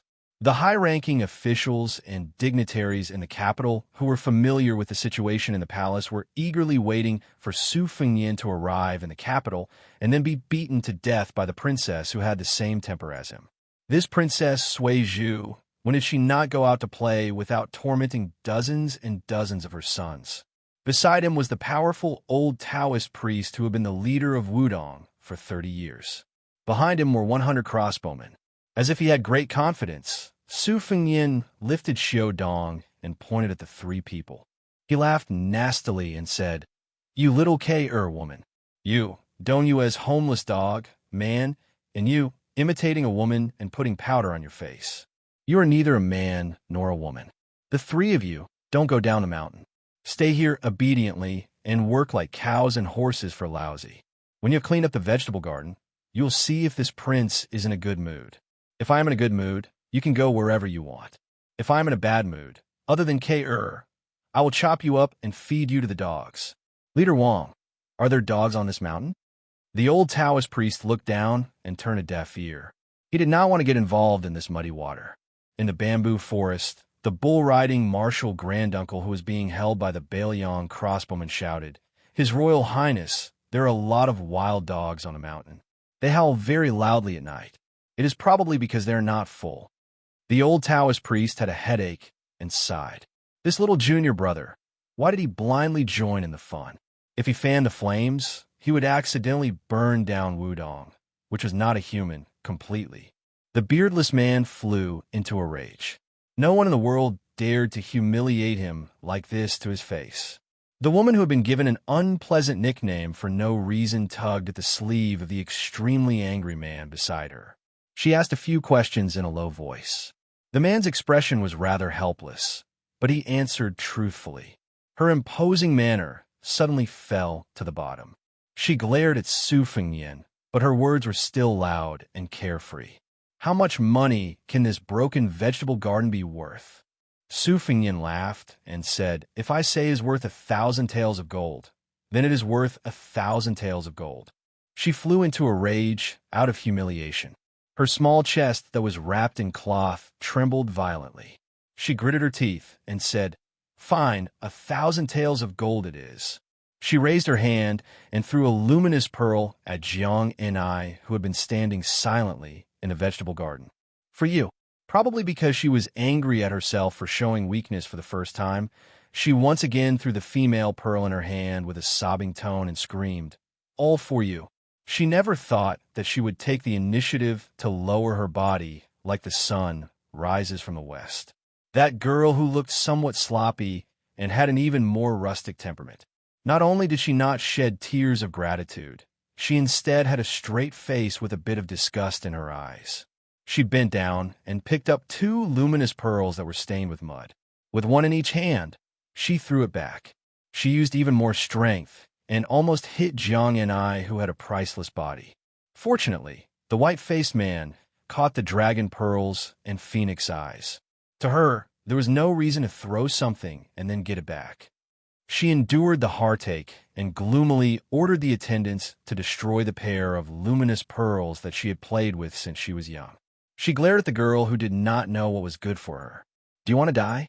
Xianxia calmly said, "I only want the vegetable garden. You turn it back to the way it was just now." She repeated with a heavier tone, "I only want the vegetable garden." Su Fengyin did not have time to appreciate Jiangni's words, which were extremely suitable to his taste. Seeing that the girl who was neither a man nor a woman was about to crush the luminous pearls, he hurriedly shouted shamelessly, "Wait, my maid doesn't know the value of the pearls. Give me that pair of pearls." The owner of the pearls and the maid Xianxia spoke at the same time. "You want it? I don't know the value of the pearls." Su Fengyin answered the 2 princesses with a mischievous smile. "Little sparrow, of course I want the pearls. If you give it to me, then I'll forget about today's matter." "Little mudman, you don't say. This pair of pearls is slightly more valuable than you think." The foreign girl, who was forced to use a vulgar nickname, seemed to have caught something that could be used against her. She threw a look at the attendant beside her and said with a neurotic smile, "You want it? I won't give it to you." The 2 luminous pearls were immediately crushed into powder by the 2 fingers of the beardless man. Su Fengyin's face was full of regret. It was not that there were no such good things in the palace. On the contrary, there were quite a few of them. But wasn't it better to have more good things in the world?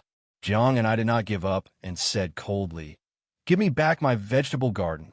The girl said with equal harshness, "With just you." Xianxia glanced at Su Fengyin like an outsider. Su Fengyin was somewhat helpless. This was Xianxia, the little mudman, being a rascal. Killing him was a matter of heaven and earth. If something happened, it was reasonable for him to take responsibility. The well-dressed girl said sarcastically, "I've only heard of a golden house hiding a mistress. I've never heard of a thatched house hiding a mistress. Su Fengyin really cherishes you." Jiangni's mind was exquisite. She immediately exposed the last layer of paper. Cherishes? Not really. No matter how bad it is, it's still better than someone refusing to marry. The girl's face was blank. "What are you talking about? I don't understand." Xianxia stretched out her hand and said, "Give me back my vegetable garden." This was already the 4th time. Princess and princess. Neither was willing to give an inch. Su Fengyin secretly felt that it was interesting. Why did the princess make things difficult for the princess? Chapter 49. Daily updates and a number of words that are not updated will be recorded in the top post of the book review section. This book says to work hard. It is definitely not empty words. The bull rider hid in the bamboo forest, biting a bamboo leaf in his mouth, squatting and watching the show. Speaking from the bottom of his heart, this young martial granduncle did not have any bad feelings towards His Royal Highness, especially after he went up the mountain to practice his blade. Every time he brought books to Wudong, there would be 1 or 2 good books that had nothing to do with martial arts.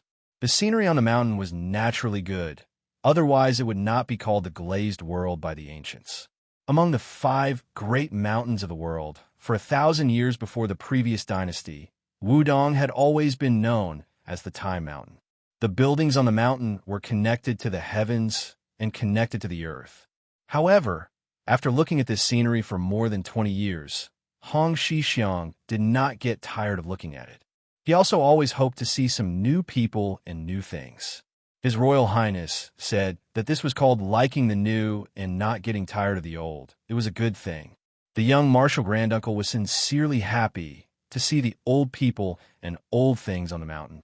Not to mention that eldest senior brother was like a loving father. Senior brother Chun had read all the scriptures on the jade pillar. It was just that he was a little strict.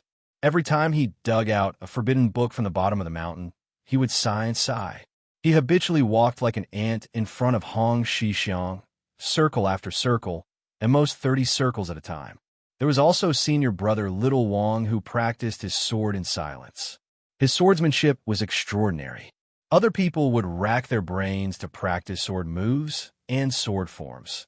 Especially in the Wu family sword tomb, they could not wait to use the moves to the extreme. However, senior brother Little Wang cultivated the will of the sword alone on the single plank bridge of swordsmanship. He was similar to the legendary powerful Dong Tai.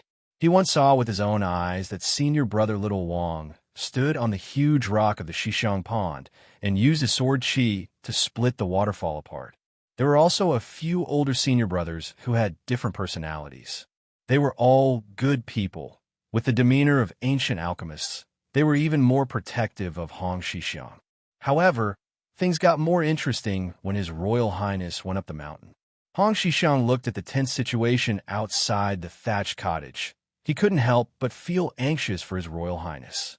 Of those fellows from the capital, other than the wealthy woman who was disguised as a man, the other two were not easy to deal with, especially the gloomy uncle who had exchanged a blow with the Xixiao.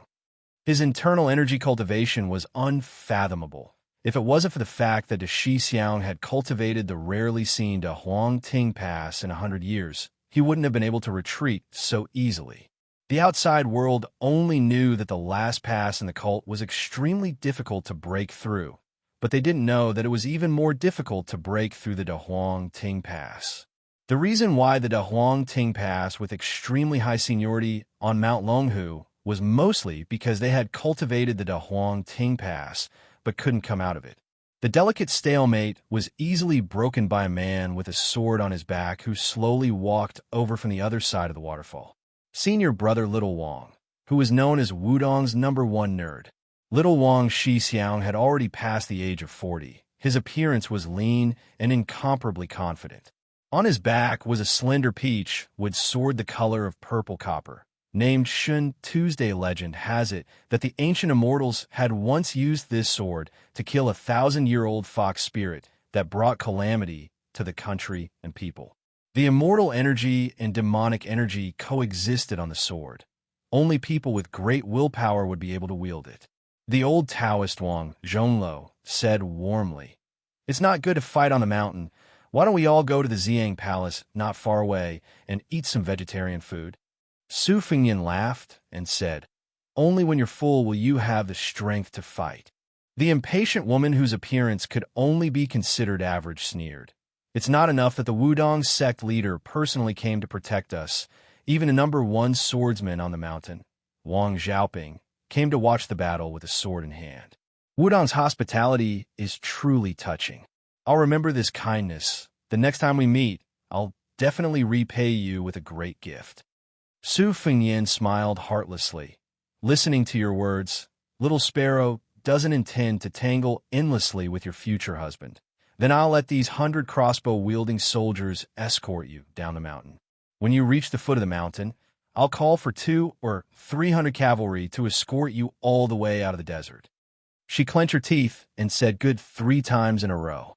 She was so angry that she laughed and said, "Good, good, good. I'll remember it all." "Su Fengyan, you just wait."